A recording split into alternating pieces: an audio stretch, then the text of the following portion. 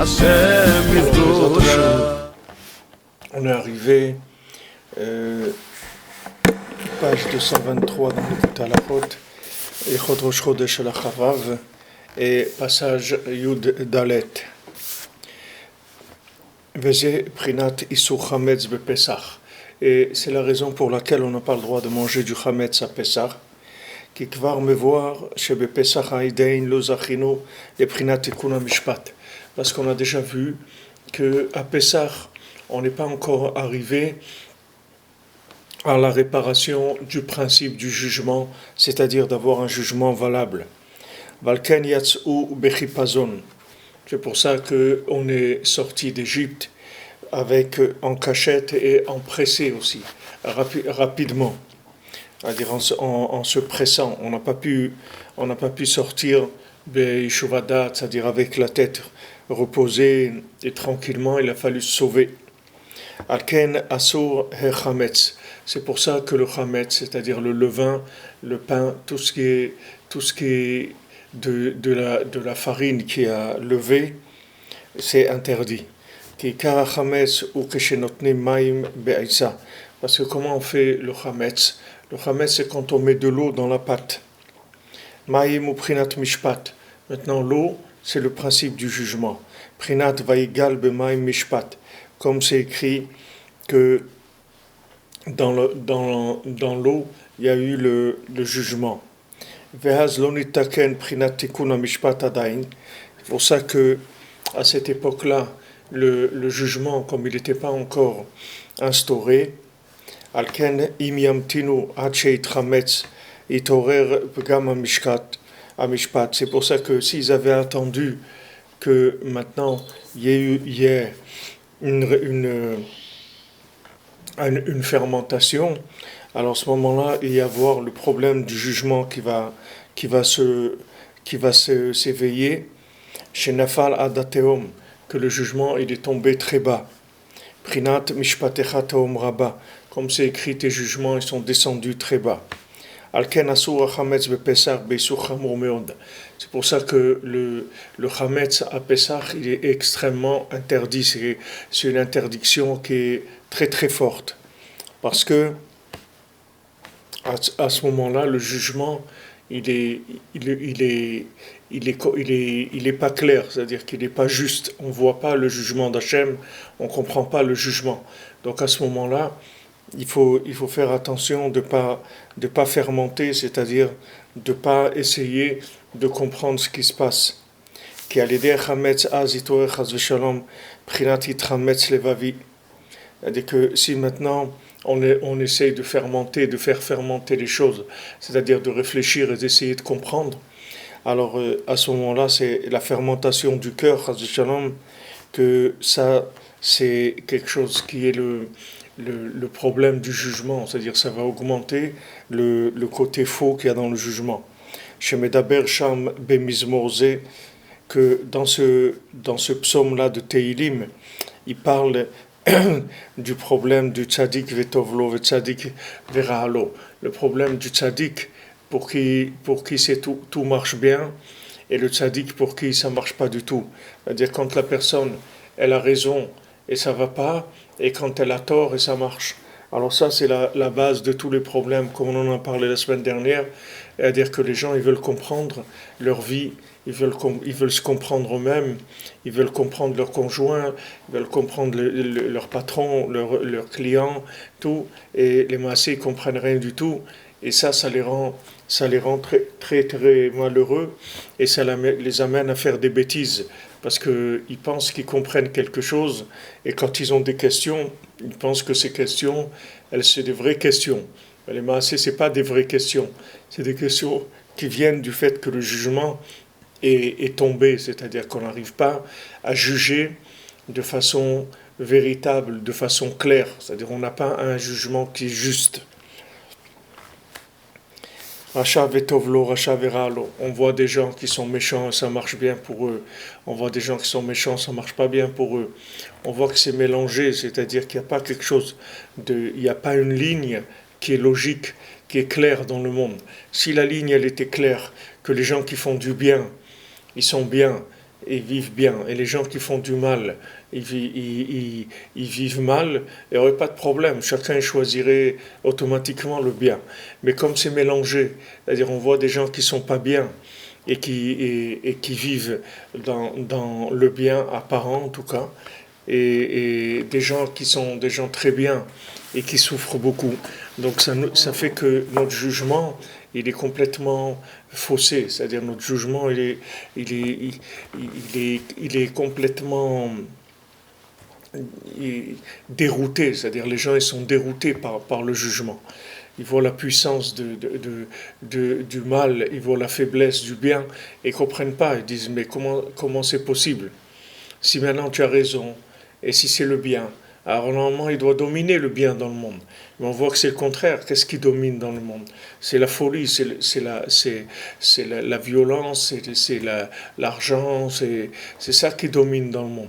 Donc ça rend les gens fous. Les gens, ils comprennent rien.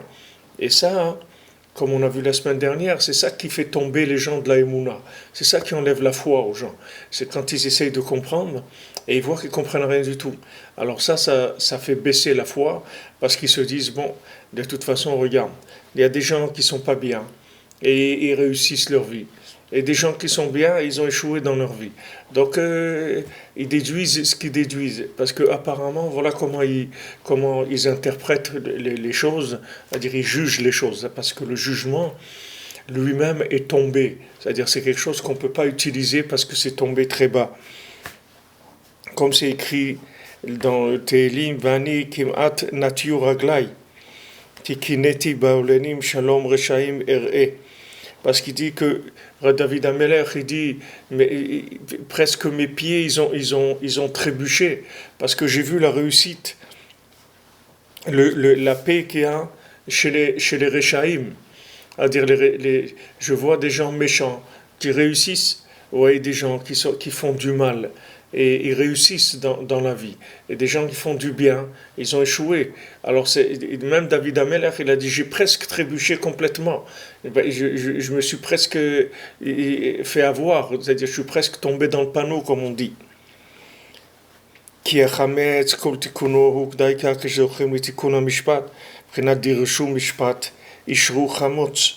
Parce que le chametz, c'est-à-dire le principe de réfléchir, le principe de développer, d'arriver à trouver une logique dans ce qui se passe.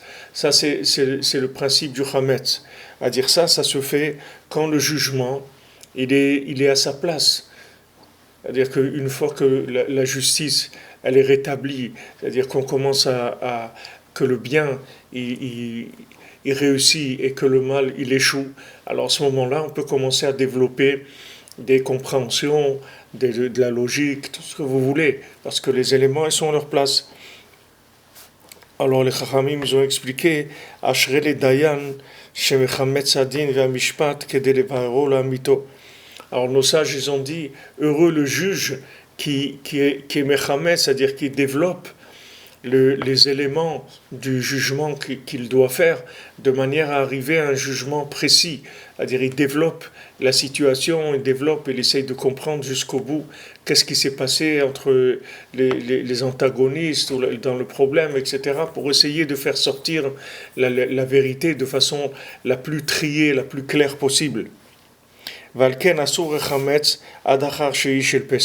C'est pour ça qu'à Pessah, on n'a pas le droit de manger tout ce qui est fermenté jusqu'après le 7e jour de Pessah.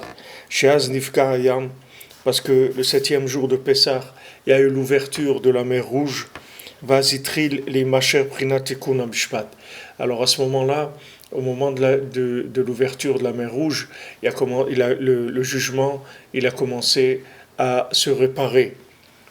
Chez Prinat Kriyat Yamsouf, que ça c'est le principe de l'ouverture de la mer, chez Nifgeu Ateomot, que les abîmes ils se sont ouverts, Ve'ela Mishpat Me'ateom, Prinat Mishpatecha Teom Rabba. Et à ce moment-là, le jugement, il est monté du Théom, c'est-à-dire que le principe de la justice et du jugement, ils sont montés de l'abîme.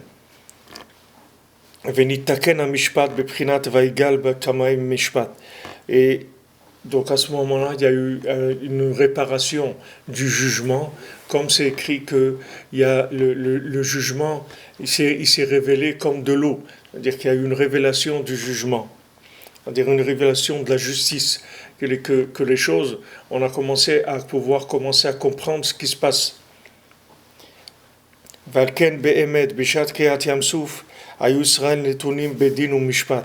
C'est pour ça que Béhémet, au moment de l'ouverture de la mer Rouge, les Bnei Israël, ils étaient dans le Mishpat, c'est-à-dire dans le Din et dans le Mishpat. Il y avait un jugement en haut dans le ciel.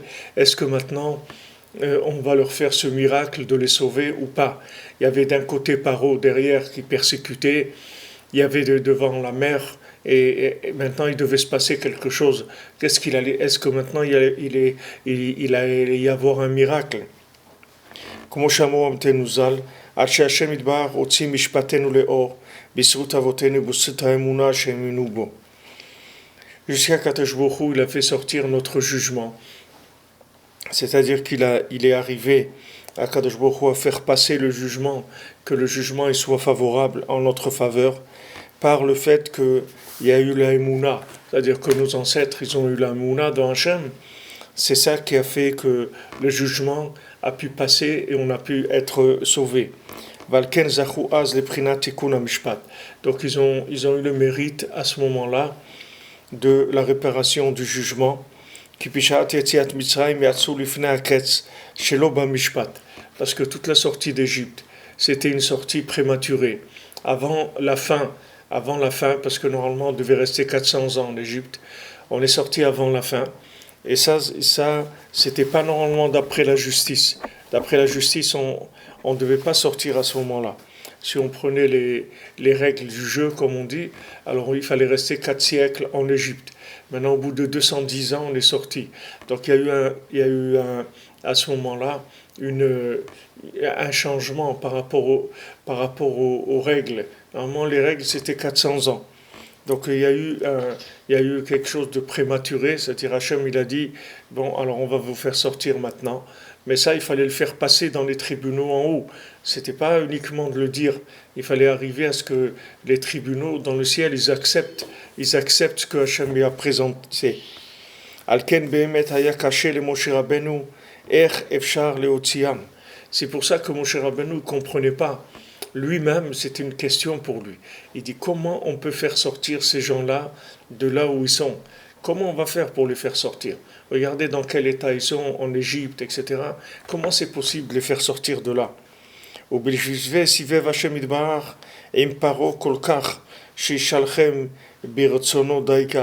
C'est pour ça qu'Akadosh Baruch Hu, tellement il a fait de choses avec Pharaon, de manière à ce que Pharaon il les renvoie de par lui-même, que lui-même il décide de laisser sortir les Bnei Israël. Ve'alo haya yechol lishloach barad echad lemitzrayim lo okram bepam achad. Akadosh Baruch Hu pouvait envoyer un tonnerre, c'est-à-dire un éclair en Égypte, un seul, et ça y est, il faisait sortir les Bnei Israël. Il n'y a pas de problème. Pourquoi Hachem il a besoin de tous ces salamalek, comme on dit avec Paro? S'il te plaît, laisse-les sortir. Et Paro dit ah non, je ne les laisserai pas, etc. Et Hachem il envoie une plaie, une petite plaie. Et Paro dit bon, d'accord, ça y est, arrête et tout, je les laisse sortir. Et pourquoi tout ce jeu-là? Pourquoi tout ce jeu-là? Hachem il envoie un éclair, une seule chose. Et ça y est, ça suffit. Tout de suite, Paro il va dire allez, partez tout de suite, il n'y a pas de problème. Il sort tout de suite, ou même sans son autorisation. Hachem, il peut détruire l'Égypte. Et c'est tout, les Bnei Israël, ils sortent. Pourquoi il y a ce jeu comme ça, on voit, entre Hachem et Paro? Comme ils ont posé la question, nos sages, dans le Midrash,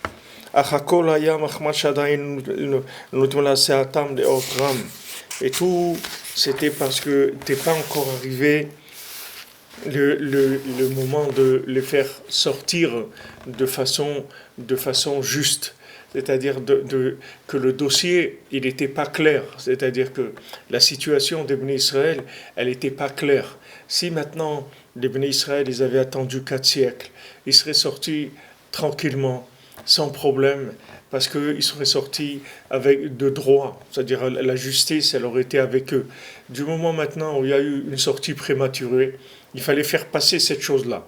Et cette chose-là, pour la faire passer, il fallait tout faire toutes ces choses, c'est-à-dire de tout ce jeu-là avec Paro. Alken sivev Hashem idbarach, shishalchem Paro birutzono.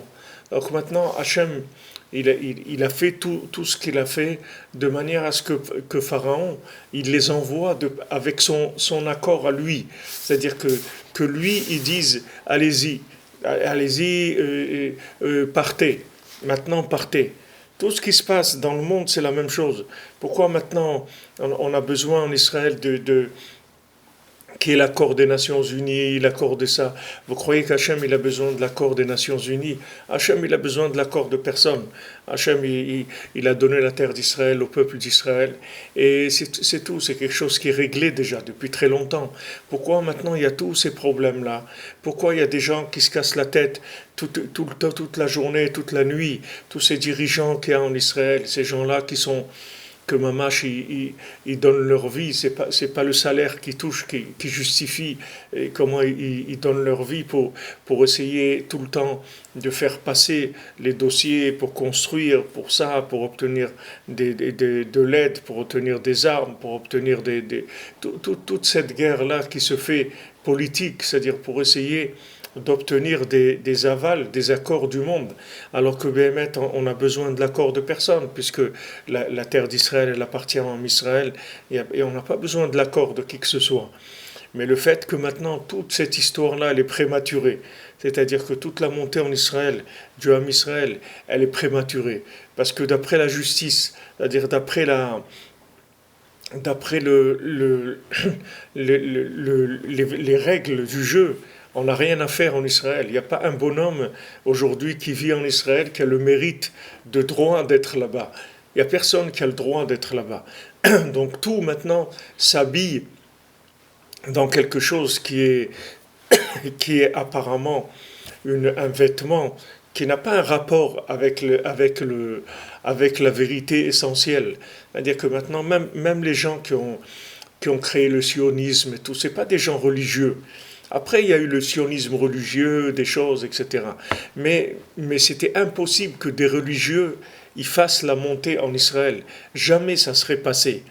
Ça serait jamais passé. Donc ça s'est habillé dans une apparence politique, une apparence nationaliste, que les Juifs aussi, il leur faut un pays comme toutes les nations, etc. Donc ils ont voté à l'ONU. Et comment c'est passé in extremis avec des voix qui ont été achetées, des trucs, des combines, des trucs pour arriver à faire passer cette chose-là. Alors que Béhémet, on est le peuple le plus ancien de la terre. Et on est le seul peuple qui a sa terre qui est prédéfinie par Hachem. Les autres, chacun il s'installe où il veut. Mais nous, on ne peut pas s'installer où on veut. Nous, on a une seule terre, c'est Eretz Israël. Seulement, il faut correspondre à l'identité de l'individu de cette terre. Et on est loin, loin, loin du compte. Donc c'est obligé que ça prend forme dans des choses qui sont pas vraies, si vous voulez. C'est-à-dire que comment maintenant des gens, ils savaient pas s'ils allaient faire l'État d'Israël en Ouganda ou en Israël. Ils étaient en discussion, ils savaient pas. À un moment, ça a été proposé que ce soit l'Ouganda, que c'est là-bas qu'on devait faire l'État d'Israël. Pour vous dire quel rapport ça avait avec le judaïsme, ça n'avait aucun rapport du tout avec le judaïsme. Et pourtant, vous voyez aujourd'hui que tout ce qui était caché derrière ça, c'était le judaïsme, c'était la découverte d'Hachem, c'était la reconstruction du Beth Amikdash, c'était les prières au Kotel, les prières chez Rabbi Shimon Bar Yochai, chez Rachel Imenu, à Hebron, les enfants qui étudient la Torah, tout ça, c'était ça le but. Mais regardez comment il était caché dans quelque chose qui a l'air complètement à côté de la réalité de la chose. Alors maintenant, pourquoi je vous explique ça sur Eretz Israël? C'est pour qu'on comprenne chacun par rapport à nous-mêmes. C'est-à-dire que maintenant, des fois, c'est pas des fois, c'est que la plupart du temps, tout ce qui nous vient, ça nous vient dans des vêtements qui n'ont rien à voir avec la logique de la vérité que ça véhicule. C'est-à-dire que vous avez un camion de poubelle qui transporte des diamants. Et vous avez de la Brinks qui transporte des poubelles. Alors vous ne pouvez pas savoir. Vous dites, mais attends, mais c'est quoi ça? Mais la Brinks, normalement, ça doit transporter des diamants, mais ça transporte des poubelles. Et un camion de poubelle, il doit transporter des poubelles. Non, il transporte des diamants. C'est-à-dire que notre vie, elle nous vient à l'envers. Au lieu de nous venir droite, elle nous vient à l'envers. Normalement, on doit nous servir sur un plateau, notre vie. Pourquoi maintenant on doit passer par des trucs à l'envers? Pourquoi des gens, pourquoi les gens ils se marient pour être heureux, pour être ensemble, pour s'aimer, pour s'aider, pour être joyeux, etc. Pourtant, toutes ces disputes, toutes ces histoires sans arrêt, des trucs, etc. Pourquoi? Parce que tout est à l'envers. Parce que si maintenant, les gens, on leur donnait, on donnait à quelqu'un un couple d'après le mérite qu'il a, il n'y a personne sur Terre qui aurait le mérite de se marier. Personne n'aurait le mérite de se marier. Les gens, ils seraient seuls. C'est comme des animaux dans la steppe, des gens sauvages, d'après ce qu'ils sont. D'après si on les juge comme ils sont aujourd'hui, jamais ils auraient eu le mérite de se marier. Encore moins d'avoir des enfants, encore moins d'avoir une maison, encore moins tout ça. Il n'y a personne qui a des droits. Donc maintenant, plus on s'éloigne du droit, c'est-à-dire de la justice, et plus la chose, elle va venir par des chemins qui sont complètement illogiques par rapport à la chose qui vient vers nous. C'est-à-dire la chose, elle va venir par des chemins qui sont incompréhensibles. Incompréhensibles, c'est-à-dire on va rien comprendre dans notre vie, mais ça marche. Mais on va rien comprendre. On va pas comprendre pourquoi ça marche. On peut pas comprendre pourquoi ça marche. C'est pour ça que les gens qui veulent faire des choses, des grandes choses dans leur vie, qui veulent faire des choses qui sont importantes dans leur vie, comme le mariage, avoir des enfants, monter en Eretz Israël, avoir une parnassa aussi, c'est quelque chose d'important dans la vie, d'avoir un travail, de gagner sa vie comme il faut, etc. Toutes ces choses-là, ça va venir par des chemins à l'envers. Au lieu de venir droit, ça va venir par des chemins qui sont complètement détournés. Pourquoi? Parce que d'après la justice, on n'y a pas le droit. C'est-à-dire que si maintenant on veut nous appliquer les droits, on n'aura rien du tout. Même pas un bout de pain, on n'a pas le droit, on ne nous le donnera pas.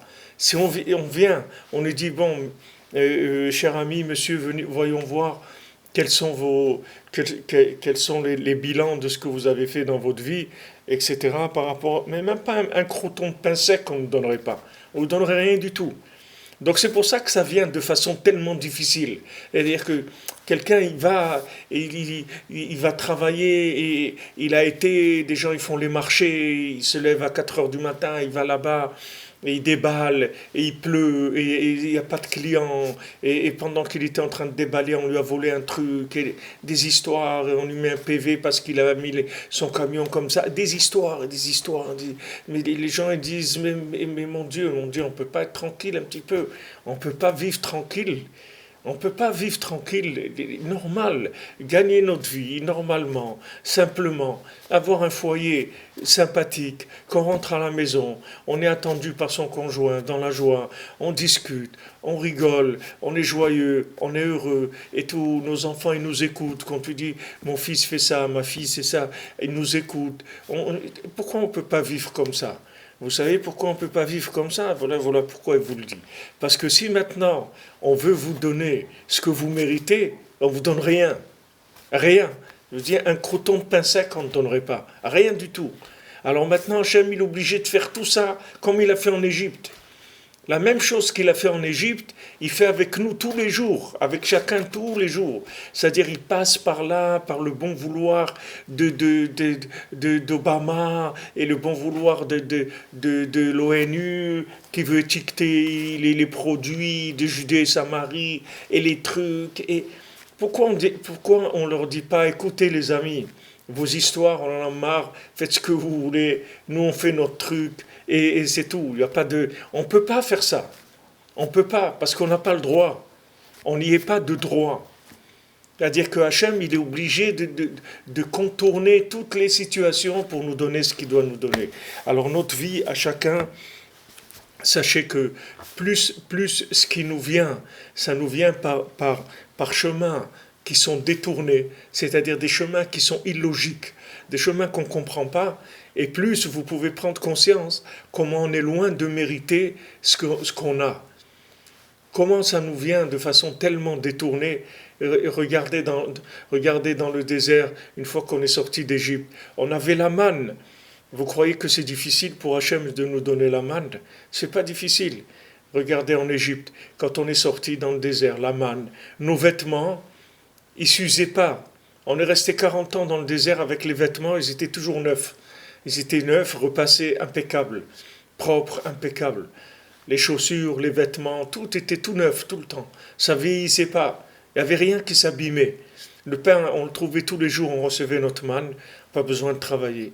On avait la protection divine, on avait une nuée devant, derrière, la lumière d'Hachem, tout des miracles, le puits de Myriam. Mais c'était une merveille, c'était Vous croyez que ça, Hachem ne peut pas le faire aujourd'hui? Vous croyez que c'est plus dur pour Hachem de nous donner la manne que de nous donner un travail où on va aller se prendre la tête 8 heures par jour pour gagner notre vie? C'est la même chose pour Hachem, ça ne change rien.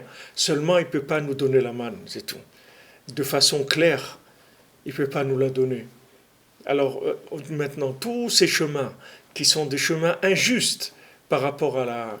Injustes. Si vous dites en Israël, voilà, des gens, des trucs, ils veulent nous poignarder toute la journée, poignarde là-bas, poignarde celui-là, poignarde l'autre, essaye truc, poignarde une policière et un policier et un truc, et combien 39 qui sont, 36, 39 qui sont morts depuis Sukkot, de poignarder comme ça. Mais attends, on ne peut pas vivre normal, on n'a pas le droit de vivre normalement. Non, tu veux le droit, tu veux qu'on te dise que tu as droit. Viens, on va te dire à quoi tu as droit. Tu as droit à rien du tout. Rien du tout. Voilà à quoi tu as droit. D'après ce que tu es, d'après ce que tu as fait dans ta vie et dans tes vies antérieures, voilà ce quoi tu mérites. Des clopinettes, rien du tout. Voilà, c'est ça la justice. Donc ne parle pas de justice. Il n'y a pas de justice. On ne peut pas t'appliquer la justice. C'est que de la miséricorde, c'est tout, il n'y a pas de justice. Et cette miséricorde, elle s'habille dans des vêtements qui sont à l'envers, qui est complètement à l'envers. C'est-à-dire ça te vient de façon complètement à l'envers. Et tu dois savoir que ça vient que de la miséricorde d'Hachem. Parce que si Hachem il voulait appliquer le jugement, tu n'aurais rien du tout, même pas droit à avoir un quignon de pain, tu n'aurais pas eu. Et ne croyez pas qu'il n'y a pas eu des gens qui sont morts de faim dans le monde. Il y a des millions de gens qui sont morts de faim dans le monde, qui sont morts de maladies, d'épidémies, de faim, des choses terribles qui ont eu lieu dans le monde. Ne croyez pas qu'on est dans une génération privilégiée, la high-tech et les trucs et tout. Tout ça, c'est le côté apparent. Mais Chas v'Shalom, il y a des choses terribles sur Terre. Dans ce monde, il y a des choses terribles. Donc maintenant, chacun, il doit accepter sa vie. Et il doit se dire, regarde, quand même, voilà ce que j'ai. J'ai ça. C'est vrai que c'est difficile. C'est vrai qu'il y a des moments où on en a marre. Il y a des moments où on en a marre. On dit, mais attends, mais pourquoi tellement de souffrance? Pourquoi tellement de souffrance?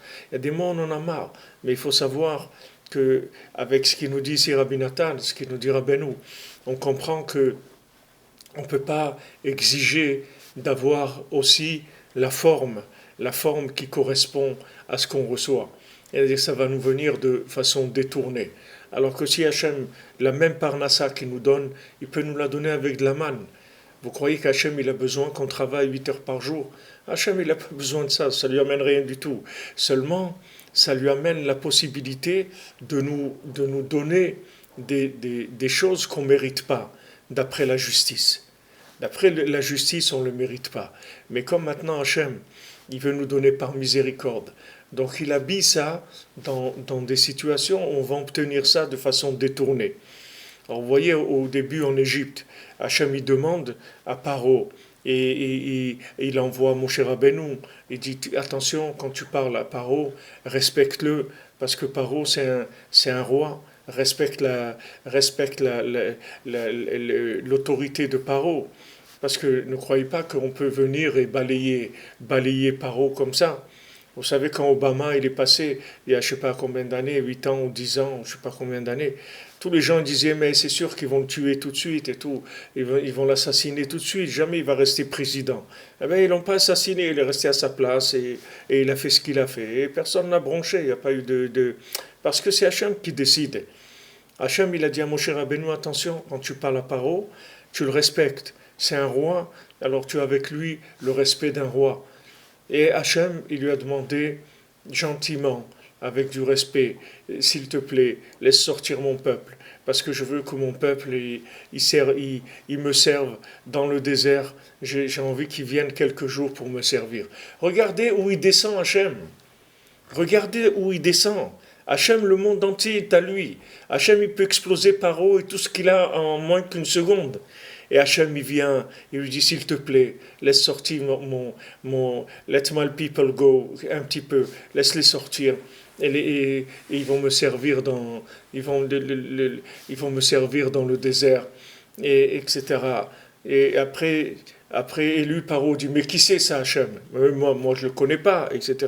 Et Hachem, au lieu de l'envoyer, Hachem, il va doucement. Même quand il envoie des plaies, il envoie doucement. Il n'envoie pas des plaies directement et tue tous les premiers-nés de Paro. Il commence doucement, doucement. Il commence doucement que l'eau, elle devient du sang.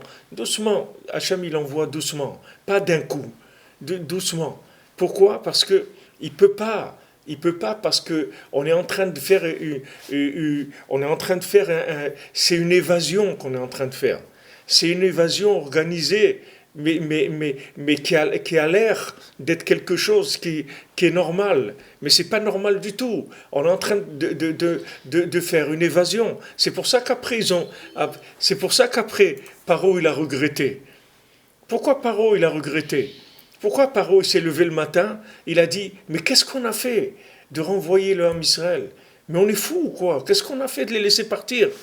Mais pas du tout, il n'est pas question. Allez, tout de suite, il a pris toute son armée et tous ses chars, et il a dit, allez, on y va, et on va les ramener ici, et on va les faire travailler, etc. Parce que ça, c'est le jugement qui s'est réveillé. Le jugement, il s'est réveillé. Parce qu'il y avait toujours des remises en question de ce qui a été obtenu. Toujours, il y a eu des remises en question. Est-ce que maintenant, cette personne, elle mérite ce qu'on lui a donné? Alors si maintenant on lui passe son dossier, elle ne mérite pas du tout ce qu'on lui a donné. Il n'y a personne qui mérite ce qu'il a. Donc il a intérêt à se faire petit, comme on dit, et à ne pas la ramener. Il vaut mieux qu'il ne la ramène pas, vous voyez? C'est-à-dire que dire Baruch Hashem, merci. Quand on lui dit tout va bien, bien sûr, Baruch Hashem, tout va bien. Mais attends, t'as pas des problèmes et tout? Non, non, j'ai aucun problème. Tu es sûr? Non, je te promets, j'ai aucun problème, tout va bien. Tout va bien, tout est extraordinaire et tout. Pourquoi? Parce qu'il est conscient que ce qu'il a, il l'a pas eu par un mérite. Il a eu en resquillant, c'est-à-dire on lui a donné ça par des chemins qui ne sont pas des chemins clairs. Donc n'importe comment que ça vient, et il dit merci mon Dieu, merci. Il dit ça va, t'es content de ta vie et tout? Très très content, formidable, extraordinaire. Baruch Hashem, c'est merveilleux. C'est pas que la forme qui est merveilleuse. Je prends des trucs, je souffre, mais ce que j'ai, je sais que je le mérite pas. Donc c'est ça qui est extraordinaire. C'est que je l'ai eu, bien que je ne le mérite pas. Donc maintenant, on ne peut pas avoir, et comme on dit, le beurre et l'argent du beurre. Vous ne pouvez pas avoir tout. C'est pas possible. C'est-à-dire qu'en même temps, ne pas être méritant et obtenir des choses, et que ça vienne avec un vêtement de gloire. Ça ne peut pas venir avec un vêtement de gloire. Vous voulez la fanfare? Vous voulez qu'on vous donne Jérusalem avec la fanfare? Pas du tout. Vous allez avoir des gens toute la journée qui vont dire « Mais Jérusalem, c'est à nous, c'est notre capitale, c'est la ville des trois religions. » Mais d'où est la ville des trois? Quelles trois religions? Ça n'a jamais existé, ces religions-là. D'où elles sortent, ces religions? Vous voyez bien, il y a des dates quand elles sont venues, ces religions. Donc, nous, on était là bien avant.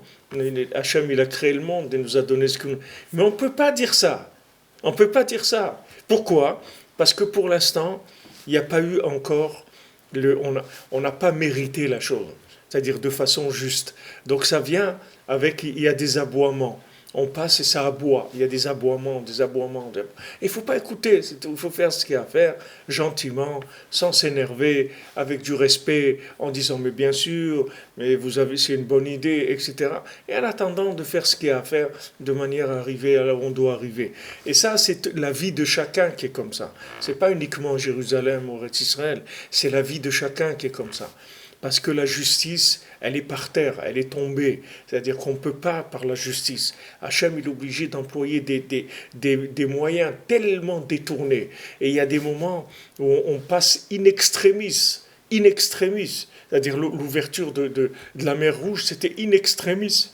C'est-à-dire que on a dû remonter, utiliser tous les droits de nos ancêtres pour arriver à passer ce moment-là. Il a fallu utiliser toute la émouna.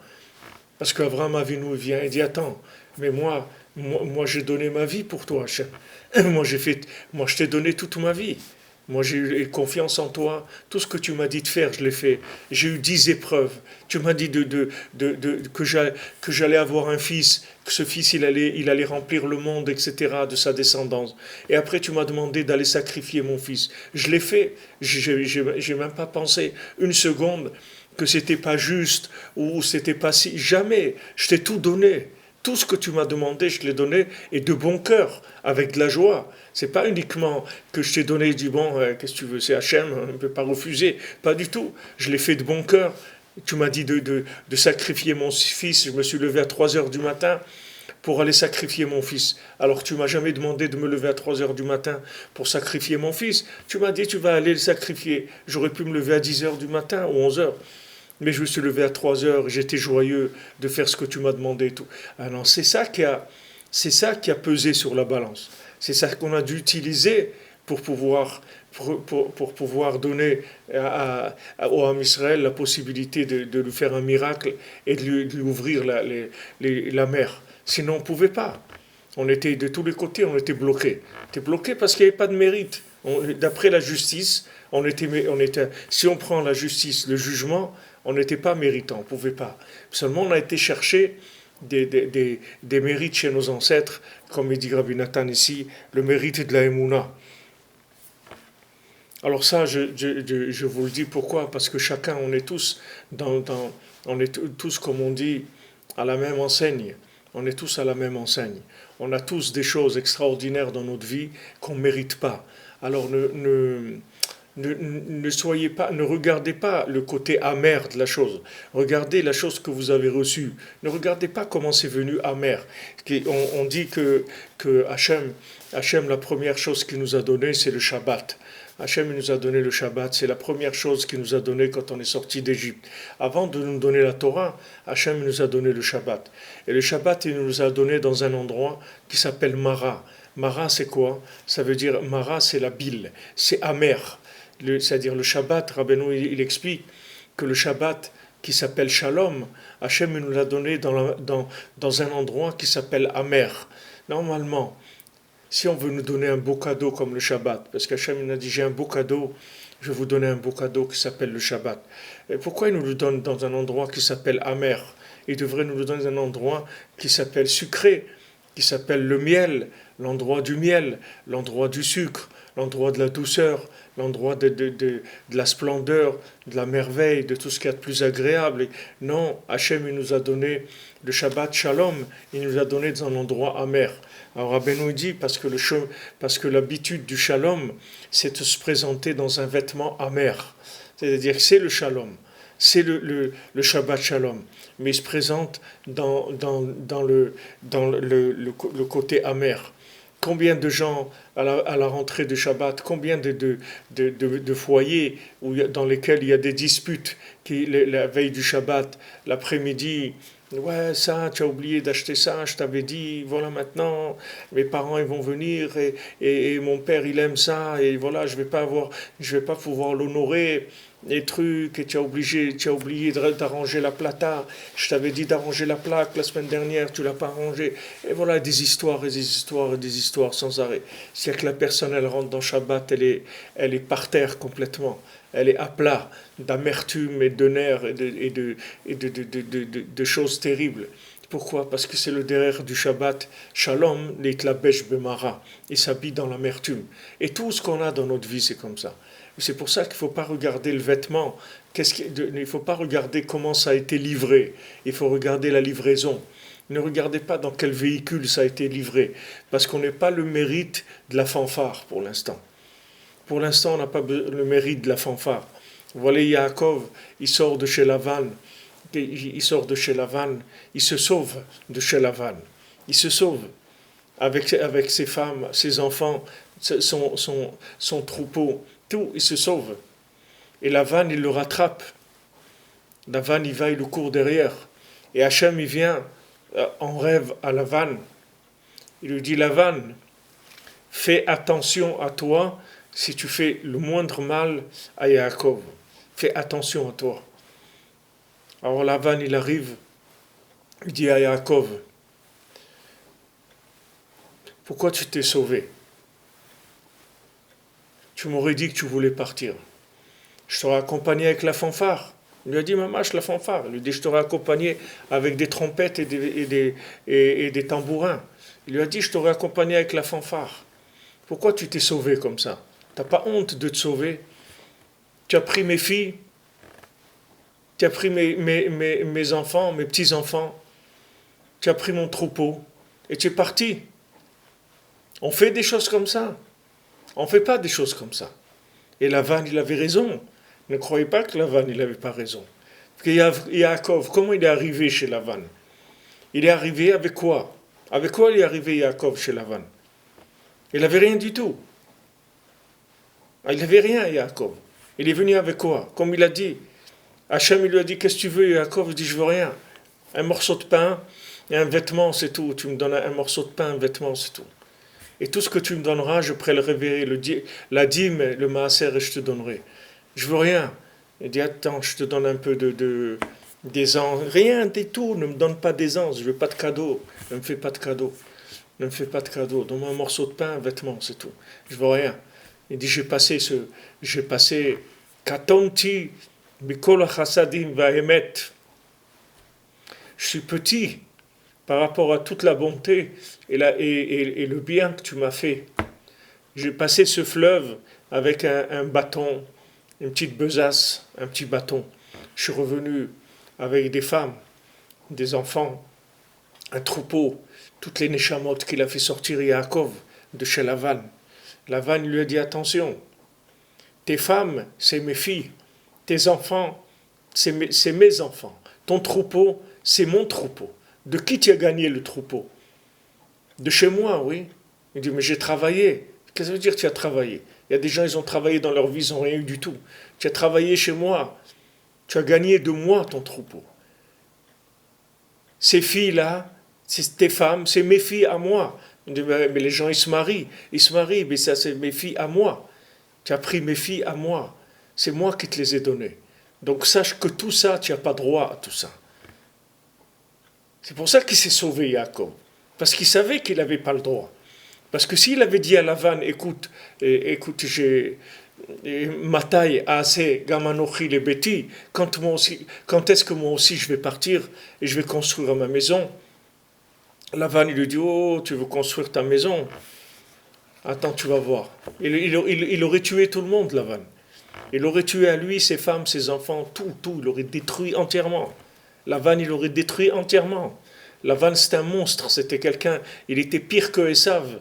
Lavan, c'est un sorcier, c'est un homme terrible. Et d'où vient Lavan? Il vient de la justice. Il est né de la justice. Je crois qu'il y a Yaakov, il va venir, il va faire sortir des tzadikim comme ça, les 12 tribus, toutes les neshamot, comme c'est écrit dans la Kabbalah, tous ces troupeaux-là qu'il a pris, c'était pas des moutons qu'il a pris, c'est toutes les neshamot d'Israël qui étaient emprisonnées dans le Tikla, dans des endroits qu'on sort pas de là-bas. Qu'on sort pas de là-bas. Yaakov, il les a fait sortir. Chacun, il le sait, d'où Rabbi Nachman, il a fait sortir, que de là-bas, on ne sort pas. Il le sait très bien qu'on ne sort pas. Il a des copains, il a de la famille, il a des amis, il a des connaissances. Et il voit comment ils sont là-bas. Et ils ne peuvent pas sortir. Je crois qu'ils ne veulent pas sortir, eux aussi, mais ils ne sortent pas. Lavan, il ne laisse pas sortir. Vous croyez qu'il laisse sortir comme ça? Il ne laisse pas. Alors vraiment, chacun, il n'a pas du tout à se plaindre sur le mode de livraison, comment on lui a livré les choses qu'on lui a livrées. Yaakov, il a souffert toute sa vie. Toute sa vie, il a souffert. Il a souffert chez Lavan, il a souffert de Yosef. Combien il a souffert, Yaakov? Combien dans sa vie il a souffert? Les seules périodes qu'il a eues, la seule période d'un petit peu de tranquillité, c'est quand il est descendu avec ses enfants en Égypte et il a passé quelques années comme ça, où il était un petit peu tranquille. Mais toute sa vie, il a souffert.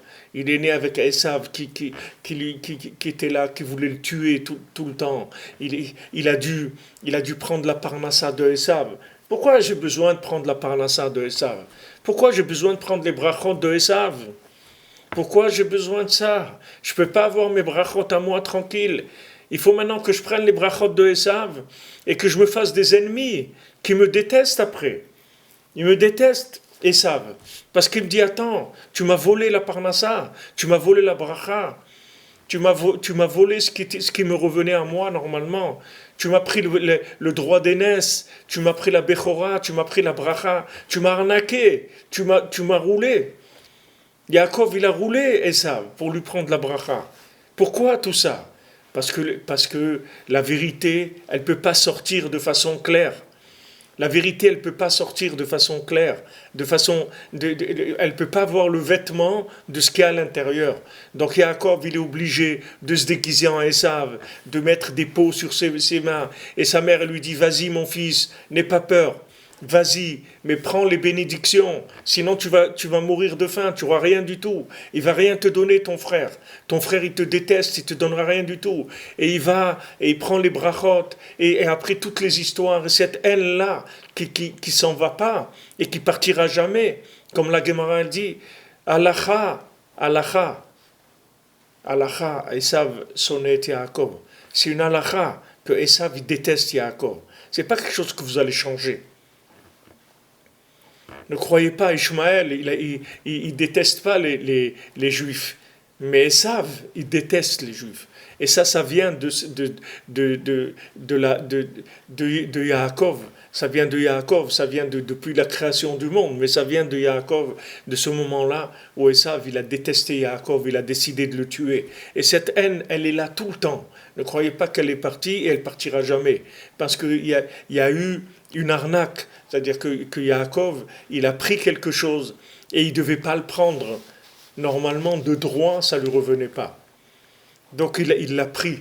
Grâce à Rivka, son roi Hakodesh, elle a vu ce qu'elle a vu, elle a dit, vas-y, tu vas faire comme ça, comme ça et comme ça, et tu vas lui prendre les brachot. Parce qu'elle savait que sinon, il n'aurait rien eu, Yaakov. Toute sa vie, ça a été comme ça. Yosef, pourquoi Yosef? Pourquoi Yosef? Pourquoi il aime Rachel? On lui donne Léa.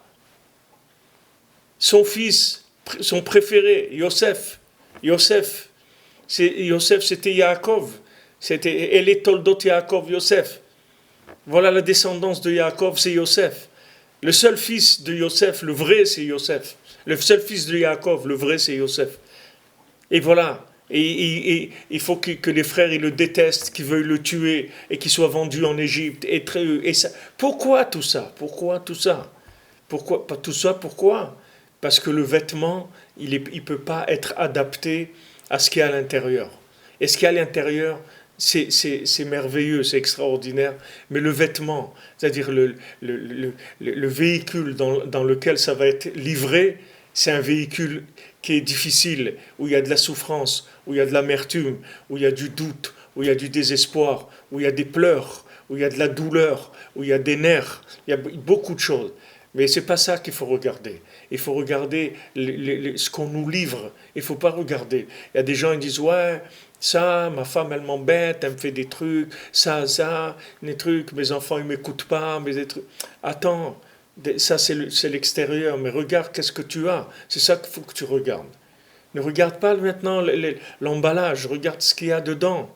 Regarde, Baruch Hashem, que tu as ça, et ça, et ça, et ça. Et elle est liste, elle est longue, la liste, de tout le chesed que Hashem il t'a fait. La liste est très longue. Donc, Baruch Hashem, sois content. Dis merci mon Dieu. Merci mon Dieu pour ce que tu m'as donné. Katanti mikola chassadim mikola emet. Yaakov dit, je suis petit de toute la bonté, de tout le bien que tu m'as donné.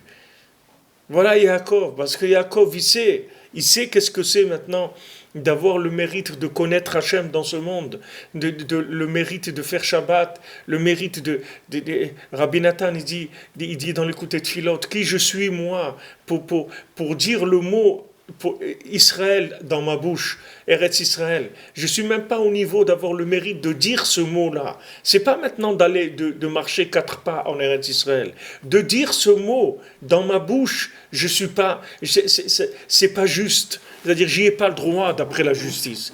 Et non seulement je dis, mais je vis là-bas, et je marche 4 pas, et je marche des 400 pas, et 4000 pas, et 4 millions de pas, et 4 milliards de pas. Et je suis pas content. Et je suis pas content. J'ai des revendications sur le camion de livraison, sur le mode de livraison, je suis pas content. C'est parce que je suis pas conscient de la bonté de ce que Hachem m'a donné. Je crois que c'est normal. Les gens ils croient que ce qu'ils ont dans leur vie, c'est normal. C'est pour ça qu'ils se permettent de râler. C'est pour ça qu'ils se permettent de râler. Quand quelqu'un il descend dans la rue, il commence à manifester sur la retraite, il veut une augmentation de la retraite, etc. Et c'est parce qu'il croit qu'il a le droit, parce que ça lui revient. Il a travaillé, il a le droit à la retraite, il faut une augmentation de la retraite, il faut un truc et tout. Mais si maintenant quelqu'un il sait que c'est tout du chesed d'Hachem, tout ce qu'il a c'est du chesed d'Hachem, il va pas la ramener comme on dit, il va pas la ramener du tout. Il va dire merci mon Dieu, et quand on va lui dire ça va, t'es bien, je suis très très bien. Non, il te manque pas quelque chose, il me manque rien du tout. Baruch Hashem. Jamais dans ma vie j'aurais rêvé d'avoir ce que j'ai aujourd'hui. Jamais. Et ça, chacun, il peut le dire, que jamais de sa vie, comme il était programmé, le bonhomme, eh ben, c'est pas là qu'il aurait dû atterrir du tout. C'est pas ça qu'il aurait dû avoir dans sa vie. Chacun, il le sait, comment il a commencé sa vie, dans quels endroits il a été, et qu'est-ce qui lui aurait dû lui arriver normalement, d'après la justice, si on suivait les chemins de la justice. Et Baruch Hashem, HaKadosh Baruch Hu, il l'a fait passer par là où il l'a fait passer. Et Hashem, il lui a donné du chesed, et il donne à chacun d'entre nous de la miséricorde journalière, de la bonté journalière. Donc il faut remercier, et il ne faut pas du tout regarder l'état de l'emballage dans lequel c'est livré. Ce n'est pas important. Ce qui est important, c'est Baruch Hashem, regardez ce qu'on a, c'est tout. Regardez chacun ce qu'il a, comment c'est des chassadim d'Hashem. Alors Rabbi Nathan, il dit, ici, il dit, ils sont arrivés devant la mer. Et maintenant, derrière eux, qu'est-ce qu'il y a? Il y a Paro et son armée. Veratfo acharehem, ils les ont persécutés. Ve'Israël amdou bemunatam. Et les bénis Israël sont tenus dans leur émouna, de leur confiance dans Hachem. Vaïsa'akou el Hachem. Ils ont commencé à crier vers Hachem. V'acharkar kafatz nachshon letoch hayam. Après Nachshon, il a sauté dans la mer. Al-Yedeze, Zachou Israël, Bedin ou Bemishpat, Venitraivu Amitzrim, Venitveu Bayam. Et avec ça, ils ont eu le mérite, à ce moment-là, les Béné Israël, d'avoir l'ouverture de la mer Rouge de droit. Donc les Béné Israël, ils ont été sauvés. Et Paro, il a été noyé avec son armée.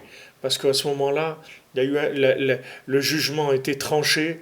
Oui, ils ont droit. Pas d'après leurs actions, pas d'après ce qu'ils ont fait en Égypte, mais ils ont droit d'après la émouna de leurs ancêtres. C'est un peuple qui a droit à ce qu'il a le droit par l'appartenance, par le fait qu'il descend de Abraham, Yitzhak et Yaakov. Et à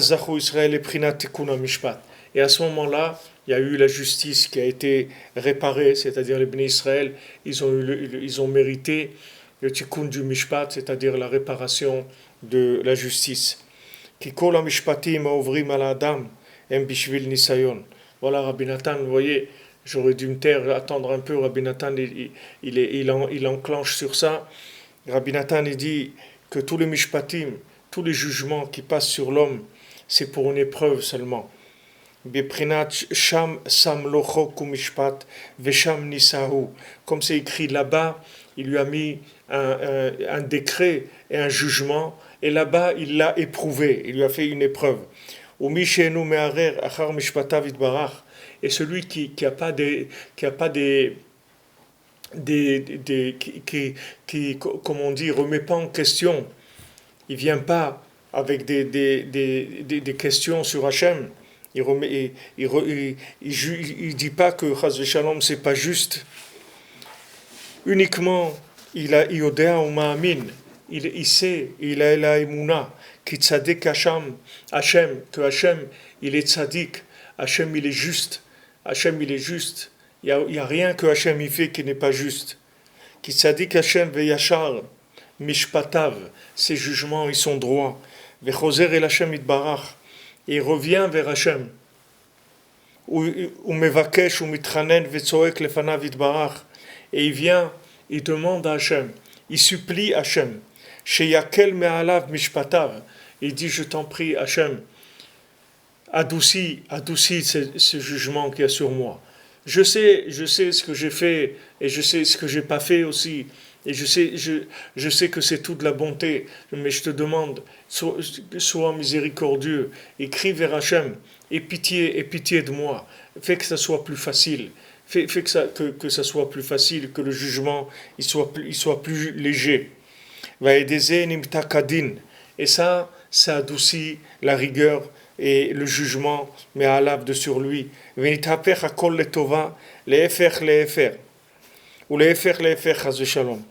et maintenant, si quelqu'un il fait ça, c'est-à-dire qu'il dit, regarde, Hachem, je sais que tout ce que j'ai, je ne le mérite pas. Je sais que tu m'as fait cadeau, tout ça. Je sais que tout ce que tu me donnes, c'est que de la miséricorde. Mais je te dis, voilà, c'est dur le travail, ou c'est dur ça, et allège-moi la chose, que ça soit plus facile, que je puisse te servir, trouver des moments un petit peu de bonheur avec ma famille, que je puisse m'occuper d'eux, etc. Que je ne sois pas complètement dans le travail comme ça, que ce ne soit pas tellement difficile. Il demande à Hachem.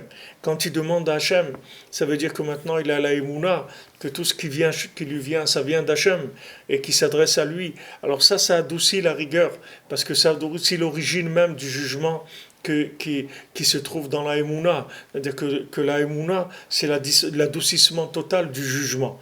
Donc il va avec la Emouna, avec la prière, il adoucit. Et à ce moment-là, tout se retourne en bien. C'est-à-dire la vie entière, elle peut se retourner entièrement en bien. S'il sait que ça vient d'Hachem et que toute la raison pourquoi c'est difficile, c'est parce que c'est prématuré, ou que c'est pas le moment, ou qu'il n'est pas méritant, et que c'est obligé que ça vienne comme ça, parce que on est obligé d'avancer. Si on attendait que l'individu soit au niveau de recevoir ce qu'il doit recevoir, alors chacun, il faudrait qu'il vive des siècles et des siècles pour avancer. Mais il y a une accélération, parce qu'on doit avancer, et de nos jours, il y a une accélération tous les jours de plus en plus grande. Donc c'est aussi pour ça que c'est difficile, parce que plus c'est accéléré, et plus c'est difficile, parce que l'accélération elle-même, c'est une bonté d'Hachem. L'accélération, c'est une bonté d'Hachem. Le fait que maintenant on peut prendre l'avion, que quelqu'un il travaille à Paris et il vit à Jérusalem, mais ça c'est une accélération extraordinaire. Parce que normalement, où tu vis à Paris, où tu vis à Jérusalem, qu'est-ce que ça veut dire ça, tu travailles à Paris et tu vis à Jérusalem. Ça n'existe pas ces choses-là. Oui, aujourd'hui ça existe. Ça existe. Pourquoi ? Parce qu'Hachem il a mis des systèmes accélérés. Voilà, maintenant, bon Hachem, regardez, il est 4 heures du matin, pour des gens qui sont au Canada, il est 10 heures du soir, ici 4 heures du matin, et on étudie, et voilà, Ouman, Jérusalem, Tel Aviv, Ranana, Achoma, et Montréal, le Québec, là. Regardez, on est tous, on est là. Mais ça, c'est des choses extraordinaires. C'est des choses extraordinaires. On ne se rend même pas compte de ce qu'on est en train de vivre. On ne réalise même pas ce qu'on est en train de vivre. Voilà, chacun il est chez lui, il est tranquille, il est assis, il est bien au chaud avec un petit café ou un truc. Et voilà, il entend parler de Rabbeinu, de Ouman et des trucs. Mais c'est des trucs, c'est incroyable. C'est des choses qui sont des merveilles, des splendeurs, des choses extraordinaires. Regardez qu'est-ce qu'Hachem il fait. Tout ça, c'est parce que Hachem, il accélère, il accélère, il accélère. Parce que si ici, maintenant, il devait nous donner ce qu'on est en train de faire là, à la vitesse qu'il faut, ce qu'on fait là en 2 heures, il faudrait 20 ans pour le faire.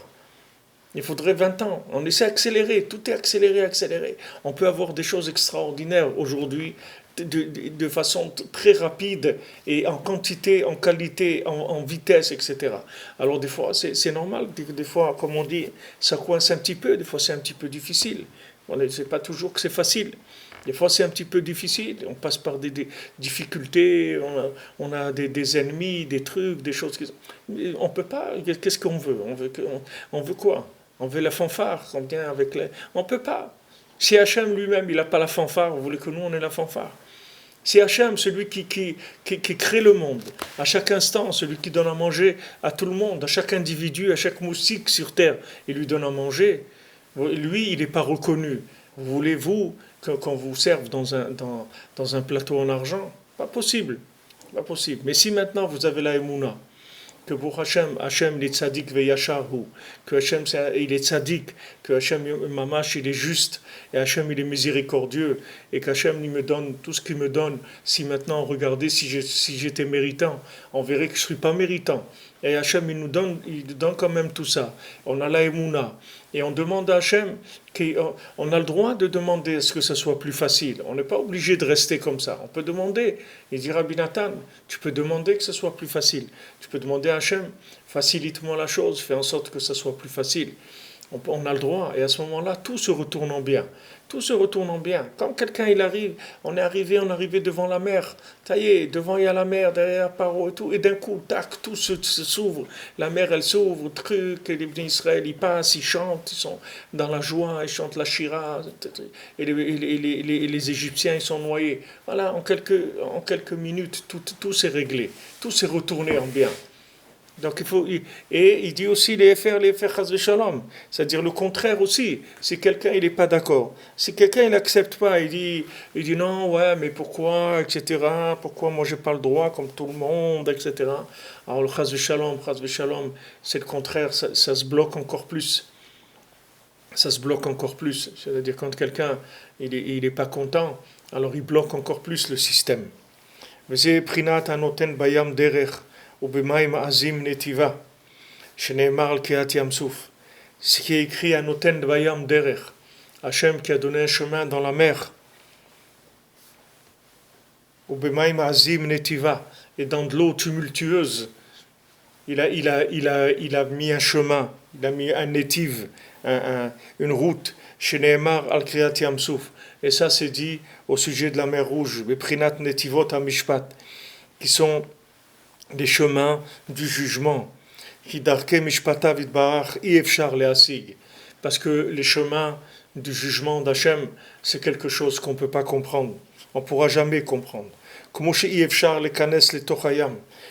de la même manière que quelqu'un ne peut pas rentrer dans la mer, parce qu'il va se noyer dans la mer. Mais si quelqu'un il a la emuna, la confiance dans Hachem, et il a la tmimut, il a la simplicité, l'intégrité, il fait les choses de façon simple. Alors il a le mérite que la mer elle va s'ouvrir devant lui. Que c'est le principe de Hanoten Bayam Derer, que dans la mer, Hachem il va nous faire un chemin. Et dans de l'eau qui est tumultueuse, là-bas, Hachem, il va nous faire un chemin. Dans les courants, dans les vagues comme ça, ou des torrents comme ça bouge dans tous les sens. Là-bas, Hachem, il va nous faire un chemin. Prinat netivat hamishpat, les chemins du jugement. Aïnou shemeir alav prinat tikkun hamishpat. Akadosh Baruch Hu, il va l'éclairer sur lui, il va lui envoyer la réparation du jugement, c'est-à-dire un jugement réparé, shenimshach me'atzadik agadol, que ce jugement réparé vient du tzaddik. C'est tout le principe du jugement réparé, c'est le tzaddik lui voit ces choses-là, lui il maîtrise ces choses-là. Chez Zochel Azeh Beshlemut, parce que le tzaddik, lui, il est arrivé au jugement parfait. Comment? Par le fait qu'il avait de la grandeur de sa tmimout. Al-yedé godel atmimout shelo, dit Rabbi Nathan. C'est-à-dire que le tzaddik, il est tellement tam, il est tellement intègre avec Hachem, qu'il est arrivé à découvrir la justice d'Hachem. Comme c'est écrit là-bas. Et c'est ça le chant qu'il y a eu dans la mer qu'on a chanté de la Shira, Prinat Chesed o Mishpat Ashira, comme s'écrit la bonté et le jugement d'Hachem, je vais chanter. Prinat Vayashiru Bedarke Hachem, comme l'écrit, ils ont chanté dans les chemins d'Hachem. Sheikar Ashira al-yedei sheyodim u'ma'aminim sheyesharim darke Hachem mishpatav v'anhagotav yidbar. Parce que le chant, il vient principalement parce qu'on sait que le comportement d'Hachem, son jugement, ce qu'il fait avec nous, c'est quelque chose de droit. Et c'est ça la bonté, le jugement, je vais chanter. Askila beder tamim, que je vais comprendre dans les chemins de la simplicité. Matai tavo elai et haler betom levavi. Quand est-ce que ça va venir vers moi, que je vais aller dans l'intégrité de mon cœur? Parce que comment on peut comprendre le jugement, comment on peut réparer les jugements, c'est principalement justement par la tmimout, par la simplicité. Parce qu'avec de la tmimout behemet, quand quelqu'un il est vraiment intègre, c'est-à-dire il fait les choses simplement pour Hachem, avec ça on comprend tout. Ki atzur tamim paolo, parce qu'Hachem, tout ce qu'il fait, c'est simple, c'est-à-dire c'est simple, ça veut dire c'est intègre, c'est droit. Qui kol drachav mishpat, parce que tous ces chemins, ce sont des chemins de droiture. Voilà, ça c'est ce qu'on va lire dans la paracha de la semaine prochaine. Zota beracha, c'est-à-dire on va lire ce qu'il est en train de dire ici, c'est toutes les kavanot de Elul aussi. Puisque Rabbeinu dit que le kavanot de Elul, c'est Anoten Bayam Derech, c'est-à-dire d'ouvrir la mer, de trouver un chemin dans la mer. C'est ça le kavanot de Elul. Vous voyez Rabbi Nathan, bien qu'on est en train de parler du Hametz et de Pessah et tout, vous voyez que Rabbi Nathan, il est là, il est avec nous, c'est-à-dire dans l'endroit où on se trouve maintenant, même dans le temps où on se trouve. Et dans ces paroles-là, ce sont les paroles des Kavanot de Elul et du chemin vers Rosh Hashanah. Qui kol drachav mishpat elemuna ve'en avel sadik ve'yasharu. C'est prinat tikkun mishpat. Parce que ces chemins, ils sont droits et Hachem, il est quelqu'un de confiance. Et chez lui, il n'y a rien, il n'y a aucune chose qui est avel, il n'y a aucune chose qui est tordue, il n'y a aucune injustice chez Hachem. Avel, ça veut dire une injustice, il n'y a aucune injustice. Tzadik ve'yasharu. Hachem, il est tzadik et il est droit. Donc il n'y a personne qui peut se plaindre. Parce que Hachem, il est droit et il est juste. Jésus prinat tikkun mishpat, que ça c'est le principe de la réparation du jugement. Alken achar shvi shel Pessah, shenikra ayam. C'est pour ça qu'après le 7e jour de Pessah, qu'il y a eu l'ouverture de la mer, Jésus prinat tikkun mishpat, que ça c'est la réparation du jugement. Vegamka etrilou yemei Homer. Et on a commencé déjà les jours du Homer, puisque le Homer, on commence le lendemain à compter le Homer, le lendemain du Seder. Shehem prina tikkun mishpat kanal. Que ça c'est le principe du tikkun du mishpat, la réparation du jugement. Alken acharkar hutar chametz. Donc après Pessah, le chametz, c'est-à-dire il devient permis, c'est-à-dire on a le droit de manger du pain, du levain. Ki tikkun hachametz al-yedei tikkun mishpat. Parce que comment on répare le chametz, c'est-à-dire comment on rend le chametz consommable, c'est par le fait que il y a eu une réparation du jugement. Prinat dirshu mishpat ishru chamutz. C'est-à-dire que cherchez le jugement et permettez le chametz, c'est-à-dire le jugement, le fait qu'on va atteindre la réparation du jugement, que le jugement il va te réparer, ça va nous permettre de consommer le chametz, qui veut dire on a le droit de réfléchir, on a le droit de développer, d'avoir des compréhensions, etc. Mais tant qu'il n'y a pas eu de réparation du jugement, on ne peut pas rentrer dans la compréhension. On n'a pas le droit. Pourquoi on n'a pas le droit? Parce qu'on ne va rien comprendre tout simplement. Puisque maintenant on n'est pas encore... le jugement il n'est pas à sa place. Alors ça, ce que ici il dit Rabbi Nathan, que c'est les kavanot de Elul. Anoten bayam derech. C'est-à-dire qu'Akadosh Baruch Hu, il fait que dans l'océan, il peut faire un chemin pour chacun d'entre nous. C'est-à-dire ça, c'est les kavanot de Elul. C'est-à-dire tout le union de Ani les Dodi, les Dodili. C'est-à-dire que maintenant, tout ce que chacun il reçoit comme affront, comme Rabbeinu dit là-bas dans la Torah Vav, que c'est les kavanot de Elul. Comment chacun, tout ce qu'il a qui est à l'envers dans sa vie, que Rabbeinu l'amène dans la Torah Pesaïn, dans le deuxième Chelek, dans l'écouté moral, Rabbeinu dit là-bas, il amène que pour trouver son zivoug, c'est-à-dire que quelqu'un avec les kavanot de Elul, il peut trouver sa moitié, il peut trouver son conjoint, et si maintenant il a déjà trouvé son conjoint, alors il peut trouver le shalom bayit, il peut trouver le bonheur dans la maison, l'entente, l'amour dans la maison, l'amitié, etc. Tout ça, il peut le trouver pendant Elul, parce que Elul, c'est le principe du jugement qui est réparé, parce que Elul, c'est Ani les Dodi, les Dodi li, c'est-à-dire il y a un jugement. Moi, je suis pour Hachem, pour mon bien-aimé, c'est Hachem, et Hachem, il est avec moi. C'est-à-dire que moi, je fais, et Hachem, il fait. Ce que moi je fais, Hachem il me renvoie l'image de ce que je fais. Donc maintenant, le fait que j'accepte ça, c'est-à-dire que ma vie, c'est un reflet de ce que je suis, et c'est pas du tout quelque chose qui m'est tombé, une tuile qui m'est tombée sur la tête comme ça. C'est le reflet de ce que je suis. C'est parce que je suis comme ça que j'ai une vie comme ça. Il ne faut pas croire que les difficultés que j'ai dans ma vie, c'est quelque chose qui est comme ça, qui est venu n'importe comment. Ces difficultés-là, elles viennent de ce que je suis.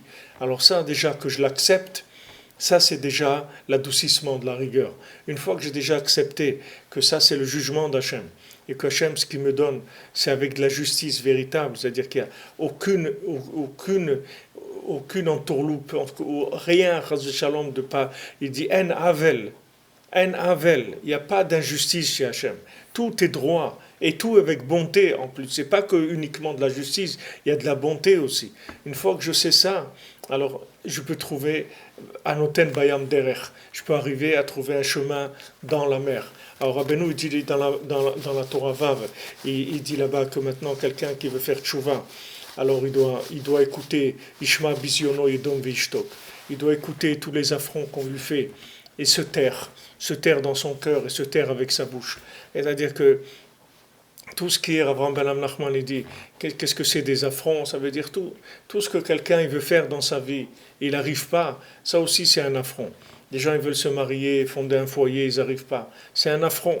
Quelqu'un il veut gagner bien sa vie, il n'arrive pas. C'est un affront. Il veut un travail facile, il n'arrive pas. C'est un affront. Quelqu'un, sa famille elle le considère comme ça parce qu'il vient au Oman. Sa famille elle lui dit ouais encore ton Oman, tu vas au Oman et à Oman et à Oman. Et regarde ta vie ce qu'elle est avec Oman et regarde. Et il reçoit des affronts comme ça. Alors le tikkun, c'est qu'il doit se taire. Pourquoi il doit se taire? Pourquoi il doit se taire? Il doit se taire parce qu'il doit savoir que d'après la justice, il n'a pas le droit à ça. D'après la justice, il n'a pas le droit à ces choses-là. Comme Rabbeinu il dit là-bas, il explique dans cette Torah Vav, que d'après le jugement d'Hachem, alors on va dire, Mi huze ve'ezeu shezochel hakavod hazeh. Mais qui c'est cette personne-là qu'on lui a donné ça? Voyons voir un petit peu son dossier à ce monsieur-là. Qu'est-ce qu'on lui a donné? On lui a donné ça et ça et ça. Mais il ne mérite pas ces choses-là. Il ne mérite pas. Alors maintenant, Rabbeinu dit là-bas, on va lui faire honte. Il va supporter des affronts. Les affronts, c'est aussi de vouloir se rapprocher d'Hachem. Et qu'on ne nous ouvre pas la porte. Des fois, des années, quelqu'un il tape à la porte d'Hachem. Des fois, knocking on heaven door. Des fois, il tape à la porte du ciel. Il tape, on ne lui ouvre pas. Alors quelqu'un il dit, mais attends, et pourquoi il ne m'ouvre pas la porte? Moi j'ai envie de rentrer. Et il dit, mon ami, sois content déjà qu'on te laisse devant la porte, qu'on t'a pas ramassé, qu'on t'a pas jeté, qu'on te laisse le mérite de taper à la porte. C'est déjà, c'est énorme déjà. Qu'on te donne le mérite d'être là devant la porte et d'avoir envie de taper à la porte et d'attendre que ça s'ouvre pendant des années, ça c'est un grand cadeau d'Hachem. Accepte ta vie, accepte la honte de ta vie, accepte l'affront de ta vie, que ta vie c'est un affront dans beaucoup de choses, que tu voudrais que ça soit autrement et que c'est pas comme tu voudrais que ça soit. Alors Rabbeinu il dit qu'avec ça, quand maintenant tu acceptes l'affront, parce que tu te dis que tu n'es pas méritant, c'est ça qui ouvre la mer. C'est ça qui fait qu'on va te donner Anoten Bayam Derer. C'est comme ça que la mer va s'ouvrir. Ça veut dire que tu vas mériter d'avoir des choses extraordinaires qui vont te venir précisément avec justice. C'est-à-dire que maintenant, on va te donner des choses, tu vas les mériter. Pourquoi tu vas les mériter? Parce que tu as su attendre et supporter les affronts. Tu as supporté les affronts. Alors ça va faire que ça va te purifier et ça va t'ouvrir les chemins dans la mer. Comme Rabbi nous dit, c'est ça toutes les kavanotes de Elul, Anotem Bayam Derer. C'est-à-dire de créer un chemin dans l'océan. Alors que normalement, celui qui rentre dans l'océan, il se noie. Mais là, Hachem, il ouvre la mer et il fait un chemin dans la mer. C'est-à-dire que maintenant, les choses, elles vont venir comme ça nous est venu à l'époque de la sortie d'Égypte. Les choses, elles vont nous venir par de droit. C'est-à-dire ça va plus être de l'assistanat ou qu'on va nous faire de l'aumône. C'est-à-dire qu'on aura le droit d'avoir ces choses-là. On va les acquérir, elles vont devenir à nous, mamash. Tout va devenir à nous, c'est-à-dire qu'on va nous ouvrir la mer, on va trouver un chemin, comment se rapprocher d'Hachem. On va le mériter, ça. Alors ça, c'est le principe de la réparation du jugement. Et c'est ce qu'on fait en Elul. Pourquoi? Parce qu'on va vers le jour du jugement, que c'est Rosh Hashanah. Rosh Hashanah, c'est le jour du jugement.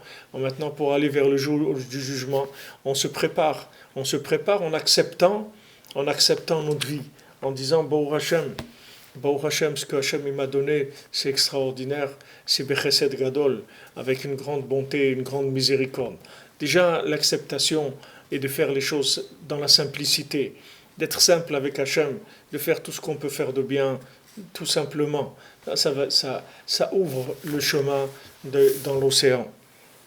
Alors Rabbi Nathan, il dit Tetvav, Alken beshavuot mevin shte lechem mechemetz daika. C'est pour ça qu'à Shavuot, on va amener comme offrande 2 pains qui sont faits avec du chametz, qui az yom hamishim. Parce que Shavuot, c'est le 50e jour, Yom Kabbalat Torah, le jour où on reçoit la Torah.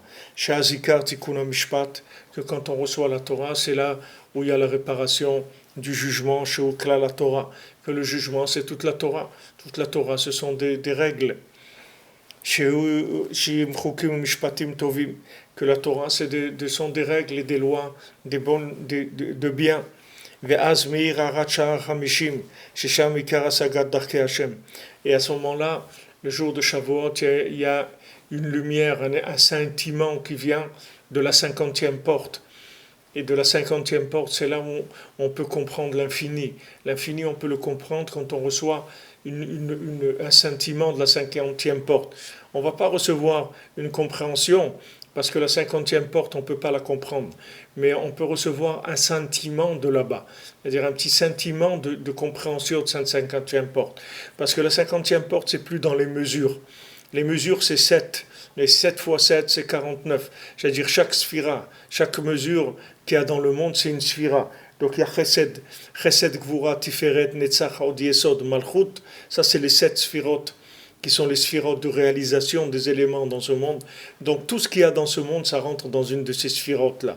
Maintenant, il y a une lumière qui vient de la 50e porte et qui est au-dessus de ces sphirotes-là.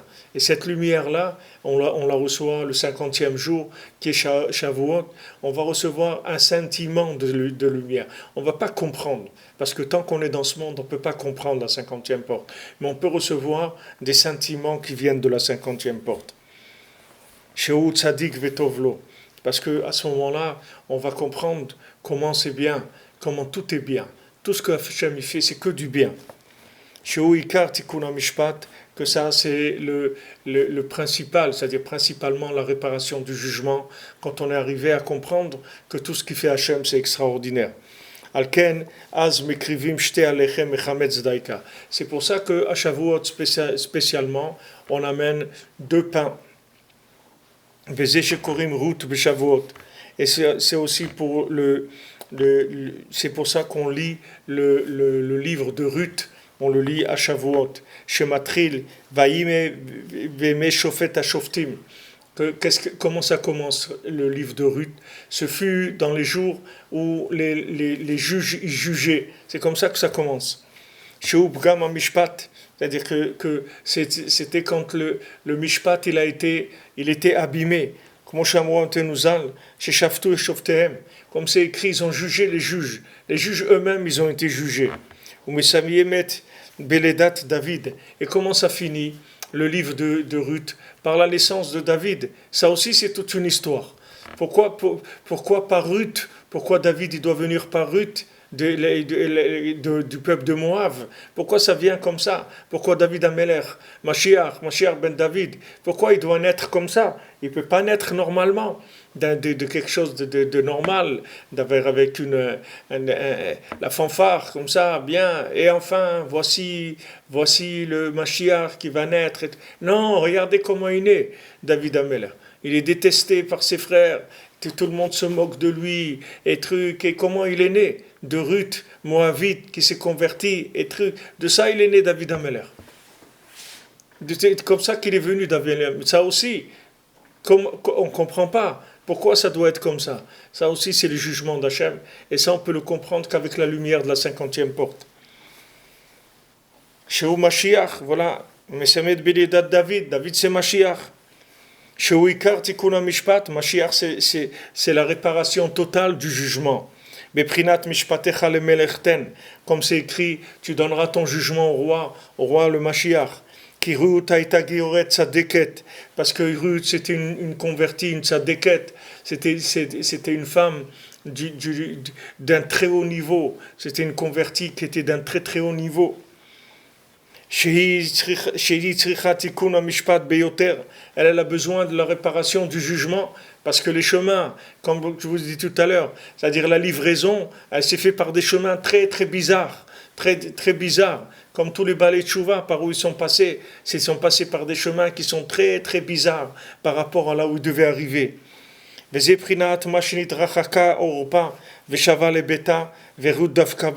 c'est ça le union que Orpa, elle a tourné le dos à Naomi, elle est partie chez elle, et Ruth, elle s'est accrochée à Naomi. Ça c'est le quart du tikkun. Que ce qui doit s'éloigner, ça s'éloigne. C'est ça le jugement. C'est qu'à un moment, il y a un jugement qui descend et le mal, il s'en va. Et Orpa, du moment où elle a pas voulu continuer avec Naomi, donc elle a été complètement éloignée. Le bien qu'il y avait en elle, il est passé chez Ruth et elle est partie de son côté. Elle a donné Goliath. Chez Prinat Tipat Esav Ishmael, qui est de l'Oshit Kalkel et Mishpat. Que maintenant ce qu'elle avait au repas, en elle, c'était la semence de Esav et de Ishmaël qui devait s'éloigner. Comme voir comme c'est écrit là-bas, que Rabbeinu dit, Verut Davkaba, et Ruth, elle s'est accrochée à Naomi. Venit Gaïra Be'emet, et elle s'est convertie Be'emet. Vezarta Sheyetza Minmena David Mashiach. Elle a eu le mérite que de elle, il est sorti David Mashiach. Shehu Ikar HaMishpat, que c'est lui le principal du principe du jugement. Que ça, c'est la perfection, c'est le but de la perfection des guérim. N'oubliez pas, quand Rabbeinu parle des guérim, c'est les balei tchouva, c'est la même chose exactement. C'est-à-dire que tout le tikkun des guérim, des balei tchouva, il passe par ce chemin-là. Alken tiken yitro daika parashat hamishpatim. C'est pour ça que Yitro, qui était un converti, c'est lui qui a mis en place la paracha des mishpatim, des jugements. Qui tikkun hagerim ou alidé tikkun hamishpat. Parce que la réparation des convertis, elle se fait par justement la réparation du jugement. Comme vache katouv al pasuk vayar et akeni sheu yitro. à Ain Sham. C'est-à-dire que Yitro, il a vu et il s'est rapproché. C'est-à-dire que tout le Inyan de qu'est-ce que c'est un converti, qu'est-ce que c'est un guerre, qu'est-ce que c'est un Baal Tshuva. C'est quelqu'un qui remet, comme on dit, les pendules à l'heure. Puisque maintenant, voilà, c'était quelqu'un qui vivait là où il vivait. Maintenant, il a changé de vie. Il a fait tchouva, ou il s'est converti. Il a dit non, ça c'est du mensonge. Voilà, la vérité, elle est dans l'âme Israël. Et je me convertis au âme Israël. Donc ça, c'est la réparation du jugement. Il n'y a pas une plus grande réparation du jugement que ça. Donc maintenant, on rétablit la justice. Voilà, la vérité, elle est là. Quand quelqu'un qui n'a aucune obligation, il revient de par lui-même, il veut revenir. Il a envie de revenir. Il a envie d'être avec Hachem. Comme les gens ils reprochent aux gens qui viennent en Ouman, ils leur disent mais qu'est-ce que tu vas faire là-bas? Qu'est-ce qui te manque? Tu as besoin d'aller en Ukraine, au fin fond de l'Ukraine là-bas. Il te manque quelque chose. Voilà, tu es là, tu as la. Tu as, tu as Rabbi Shimon, tu as le Kotel, tu as tout. Pourquoi tu vas là-bas? Qu'est-ce que tu vas faire là-bas? C'est-à-dire que les gens ils ne comprennent pas. Ils ne comprennent pas qu'est-ce qu'un Baal Tshuva il fait. Mais un Baal Tshuva il est en train de rétablir la justice et tout. Il est en train de remettre la vérité à sa place. Quand quelqu'un il vient vers le tzaddik, il remet la vérité à sa place. Il dit voilà, c'est là où ça se trouve. C'est là où ça se passe, les amis. C'est chez lui que ça se passe. C'est là où toute la kedusha, toute la réparation du monde, elle est chez lui. Alors quand maintenant Yitro il revient, Ruth elle revient, avec que d'elle il va sortir Mashiach, il n'y a pas une plus grande réparation du jugement, de la justice, de la vérité que ça. C'est-à-dire que c'est la remise des éléments à leur place. C'est-à-dire ce qui appartient à telle chose, ça va se remettre à sa place.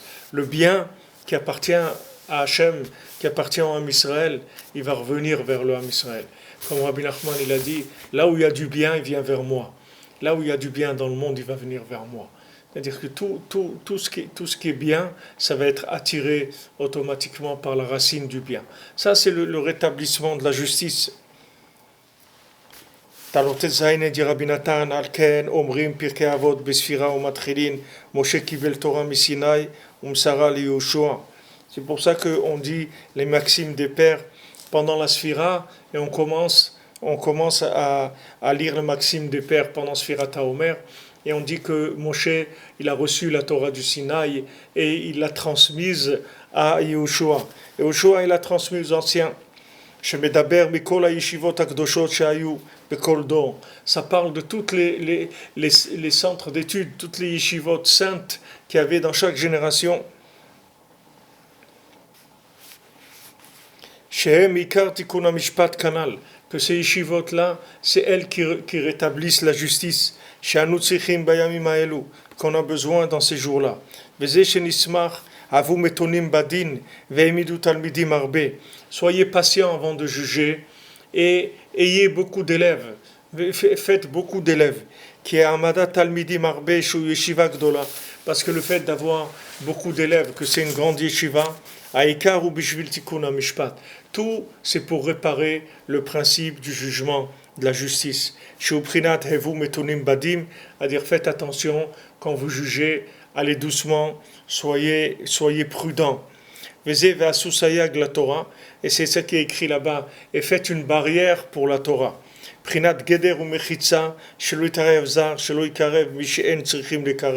Ça, cette barrière-là, c'est pour empêcher celui qui ne doit pas se rapprocher de se rapprocher. C'est-à-dire, on fait une barrière. Que celui qui est principe de Tipat Esav et Ishmaël, parce que celui qui vient vers le Ham Israël, ça veut dire qu'il ne fait pas partie de Esav ni de Ishmaël. C'était quelqu'un qui était là-bas, il était perdu là-bas. Mais lui, il ne fait pas partie ni de Esav ni d'Ishmaël. Donc lui, il revient, il est attiré par la vérité. Parce que maintenant, Esav et Ishmaël, c'est quoi? Ishmaël, c'est un dérapage à droite de Avraham Avinu. Esav, c'est un dérapage à gauche de Yitzhak Avinu. Donc maintenant, c'est le résultat du fait qu'il n'y a pas eu de jugement, qu'il n'y a pas eu une façon juste de gérer la lumière. Abraham Avinu il a été trop dans le chesed, dans la bonté, Yitzhak elle était trop dans la rigueur. Donc ça donnait physiquement qu'il est né quelqu'un comme Ishmaël et quelqu'un comme Esav. וגם, ועשו סייג לתורה, זה בחינת סייג לחוכמה שתיקה. Et aussi le fait de faire une barrière pour la Torah, c'est de faire, comme on dit, sayag la chokhmah shtika, une barrière pour la connaissance, pour la sagesse, c'est de se taire. Hainu lishtok levli le'arer achar mishpatav yitbarach. C'est-à-dire se taire, ne pas avoir des pensées sur la justice d'Hachem, de dire ouais quand même, moi j'ai pas ça, l'autre il a ça et moi j'ai pas, etc. Il ne faut pas avoir des pensées sur ce que Hachem il fait avec nous, Chas v'Shalom. Même que maintenant on ne peut pas comprendre. Là, tu dis tais-toi, ça veut dire que on sait que tu ne comprends pas, on sait que tu as des questions, mais tais-toi, ne dis rien.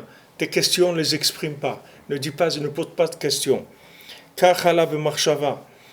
C'est comme ça que c'est monté dans la pensée d'Hachem, que ça a été dit sur la pensée qu'il a eu Moshe Rabbeinu, sur le jugement sur Rabbi Akiva, que Rabbi Akiva il a été tué avec des brosses en fer, ils l'ont tué de façon horrible. Quand Moshe il a voulu poser la question à Hachem, Hachem lui a dit tais-toi, ne pose pas de questions, ne pose pas de questions.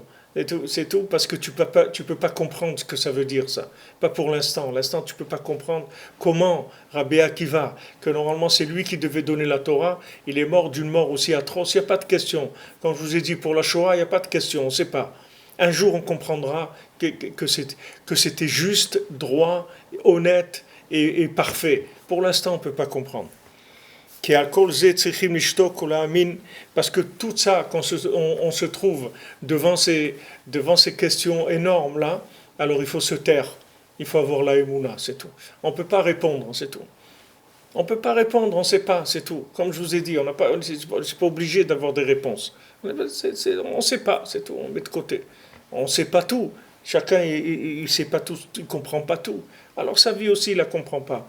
Il continue, Betmimoun, ce qu'il peut faire comme mitzvah, un tikkun klali, une tzedaka, une itbodedut, une fria, un voyage à Oman, un truc, voilà, tout ce qu'il peut faire de bien, il fait, c'est tout, il n'y a pas de question, il ne se pose pas de questions. Ki yachar Hashem, parce qu'Hachem, il est droit. Chez Ikar tikkun mishpat kaniskar leel. C'est ça le quart du tikkun mishpat, comme on l'a vu avant. Alors Yodzaïn Rabbi Nathan il dit Veze kashin mezonotav shel adam kriyat yamsuf. Et c'est ça qui est écrit que c'est dur, la nourriture de l'homme, c'est dur de l'obtenir comme l'ouverture de la mer Rouge. Keikar rovak memiut shebalev. Pardon, parce que la plupart des chemins tordus qu'il y a dans le cœur de chacun, ou benyan la parnassa va mezonot. C'est au sujet de la parnassa et de la nourriture. Chez kol echad kaché be'enav.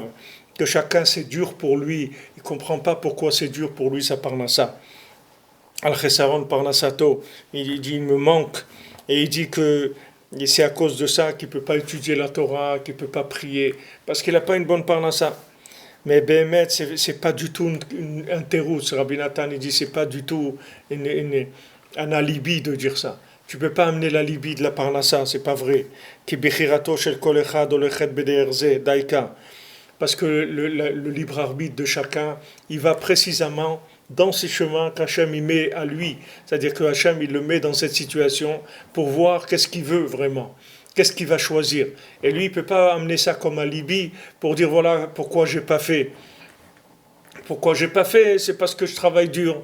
Non, c'est tu travailles dur parce que tu n'as pas fait, c'est le contraire. C'est pas que pourquoi j'ai pas étudié, pourquoi je peux pas étudier, pourquoi je peux pas prier comme il faut, parce que j'ai pas le temps, je dois travailler dur, c'est le contraire. C'est parce que tu travailles, c'est parce que tu pries pas et tu étudies pas, c'est pour ça que tu travailles dur. Il faut pas mélanger les choses. Il ne faut pas commencer à faire une salade. Il faut mettre bien les choses à leur place. Hachem il te met dans une situation où tu vas maintenant travailler dur, d'accord? Tu vas travailler 8 heures, 9 heures, 10 heures par jour. Hachem, il dit, voilà, moi je te mets là-dedans. Tu veux ou tu veux pas? Maintenant, dans ces 10 heures, je vais te mettre quelques minutes où tu vas avoir une ouverture. Ces minutes, tu les attrapes ou pas? Si tu les attrapes, tu commences à sortir. Si tu les attrapes pas, tu vas rester là-bas. Ne viens pas dire à Hachem, c'est parce que je travaille dur que j'arrive pas à étudier et à prier. C'est pas vrai. C'est parce que tu étudies pas et tu pries pas. C'est pour ça que tu travailles dur.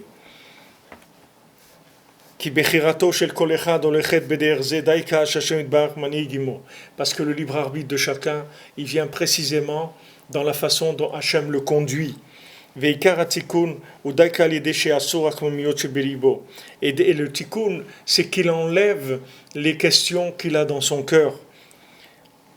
Et qu'il ait la émouna que les chemins d'Hachem ils sont droits. Et qu'il revienne vers Hachem. Et qu'il le supplie, qu'il lui demande, je t'en supplie, Hachem, donne-moi une bonne parnassa, arrange-moi tous mes inyanim, tout, pas que la parnassa, tout.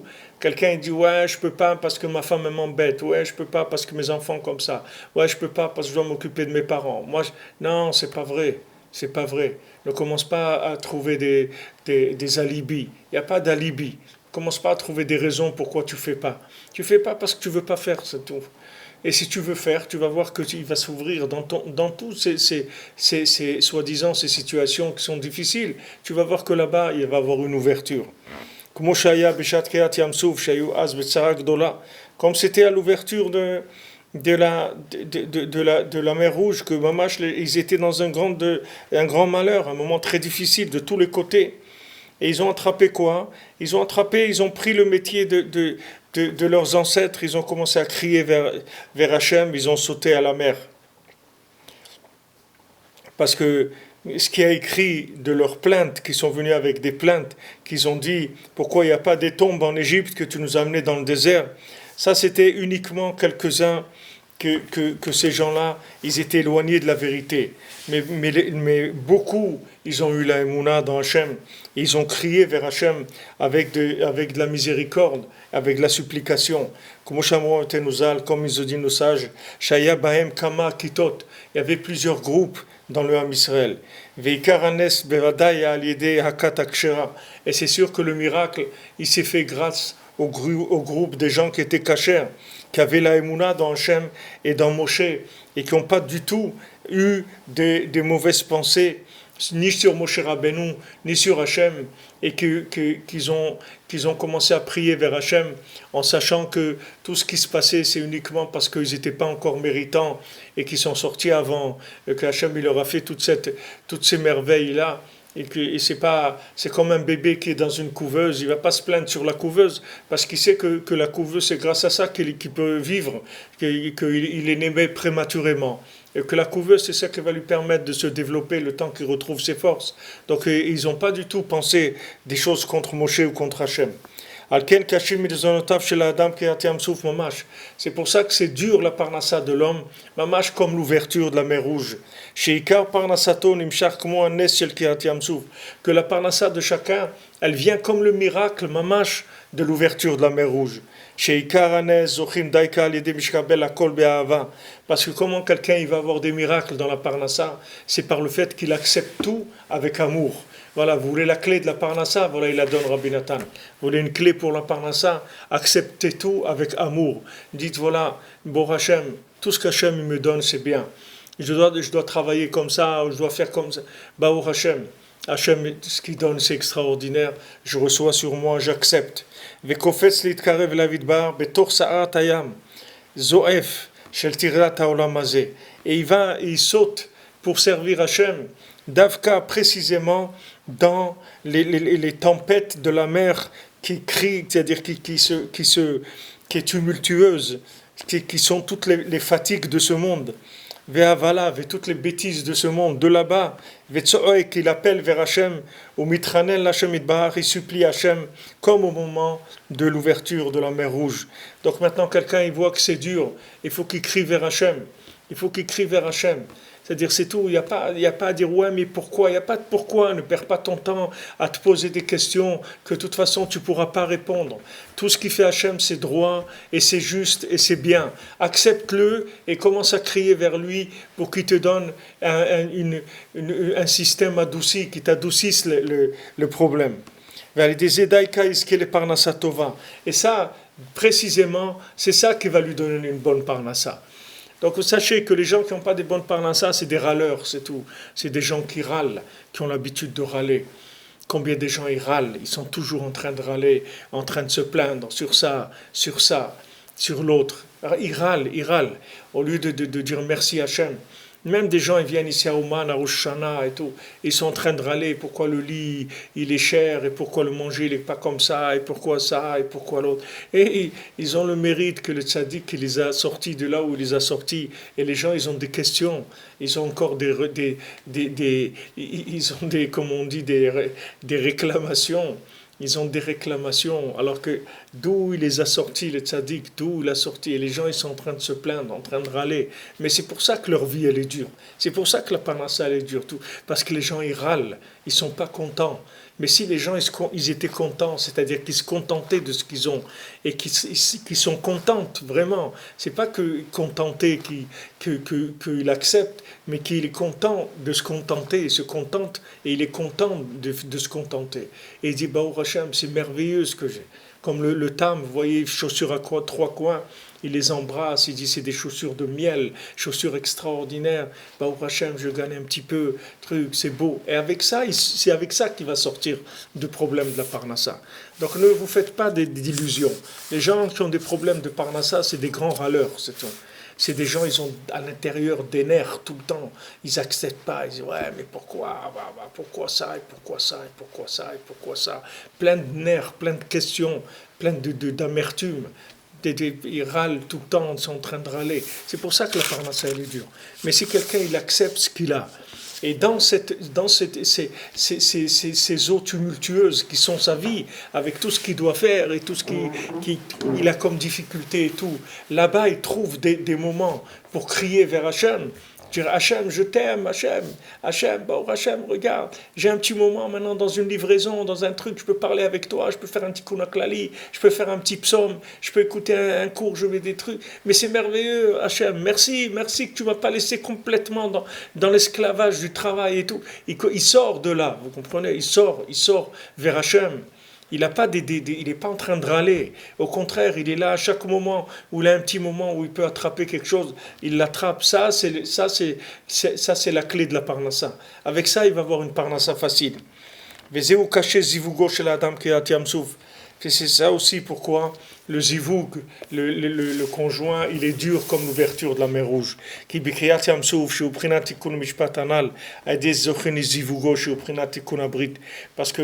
Parce que Dafka, par l'ouverture de la mer Rouge, qui est la réparation du jugement, avec ça, on peut arriver à avoir son zivoug, à trouver sa moitié, qui est la réparation de l'alliance. C'est-à-dire que aussi, voilà, on est en plein là dans la Torah Vav, dans la Torah Pesaïn, sur le lien du zivoug et de Kriyat Yamsouf. C'est aussi, les gens ils se plaignent qu'ils n'ont pas de Shalom Bayit, qu'ils n'ont pas... D'abord, il faut accepter Baruch Hashem, d'avoir ce qu'on a. Et celui qui n'a pas encore, il doit savoir que c'est comme l'ouverture de la mer Rouge, qu'il accepte sa vie, qu'il accepte ce qu'il a. Et ça, cette acceptation, c'est ça qui va lui faire ouvrir la mer Rouge. Qu'il accepte ce qu'il a et qu'il demande à Hachem. Mais pas qu'il râle, il ne faut pas râler. Parce que quand on râle, au contraire, ça ferme encore plus. Il ne faut pas se plaindre, il ne faut pas râler. Il faut dire, bon, Hachem, ce que j'ai, c'est bien. Il faut chercher tout ce qu'on a comme choses qui sont bien. Et remercier Hachem sur ça. Ça, c'est l'ouverture de la mer. Ça, c'est la réparation du jugement. De dire, voilà, je ne sais pas pourquoi, je ne sais pas comment, je ne sais pas quoi, je ne sais pas pourquoi je ne suis pas encore marié, ou je ne sais pas pourquoi j'étais Shalom Bayit, pourquoi ma femme, des matins, elle se lève, elle est merveilleuse, des matins, elle se lève, elle me rend la vie difficile. Je ne sais pas pourquoi. Mais je sais que Hachem, ce qu'il fait, c'est juste, et c'est droit. Alors ça même, c'est ça la réparation. Ça ouvre. Ça adoucit la rigueur. Ça fait que le jugement, après, il prend la forme de l'agréable aussi et du bien. C'est-à-dire que le jugement, il se révèle dans le côté bien et pas dans l'opposé de la logique. Après, ça rentre dans notre logique. Donc ici, c'est des choses, il y a beaucoup à ouvrir sur ça. Et Bezrat Hashem, donc on continuera jeudi prochain, Ouman toujours. Ça sera déjà pratiquement la veille de Rosh Hashanah. Pour ceux qui seront là, Bezrat Hashem, déjà, Alors on fera ici, et ceux qui ne sont pas là, on reste connectés, Bezant Hashem. On reste ensemble et on est, Bezant Hashem, tous liés. On est tous avec Rabbeinu, Bezant Hashem. Alors un bon voyage pour tous ceux qui voyagent et une bonne connexion pour tous ceux qui n'ont pas le mérite et on pense à eux, ceux qui veulent envoyer leur nom, qu'on prie pour eux, Bessimcha aussi. Et Shabbat Shalom, une bonne préparation, Bezat Hashem, pour Rosh Hashanah, que ce soit un bon Rosh Hashanah pour toute l'humanité, Bezat Hashem, que Rabbeinu finisse avec toute la souffrance et la douleur du monde, Bezat Hashem. Rabbeinu il adoucisse toute la douleur et la souffrance du monde, et que ce soit une Shana Tova, Bezat Hashem, pour tout le monde. Be'atzlacha les amis, Shabbat Shalom. Merci de votre présence et de votre écoute. Shalom, shalom.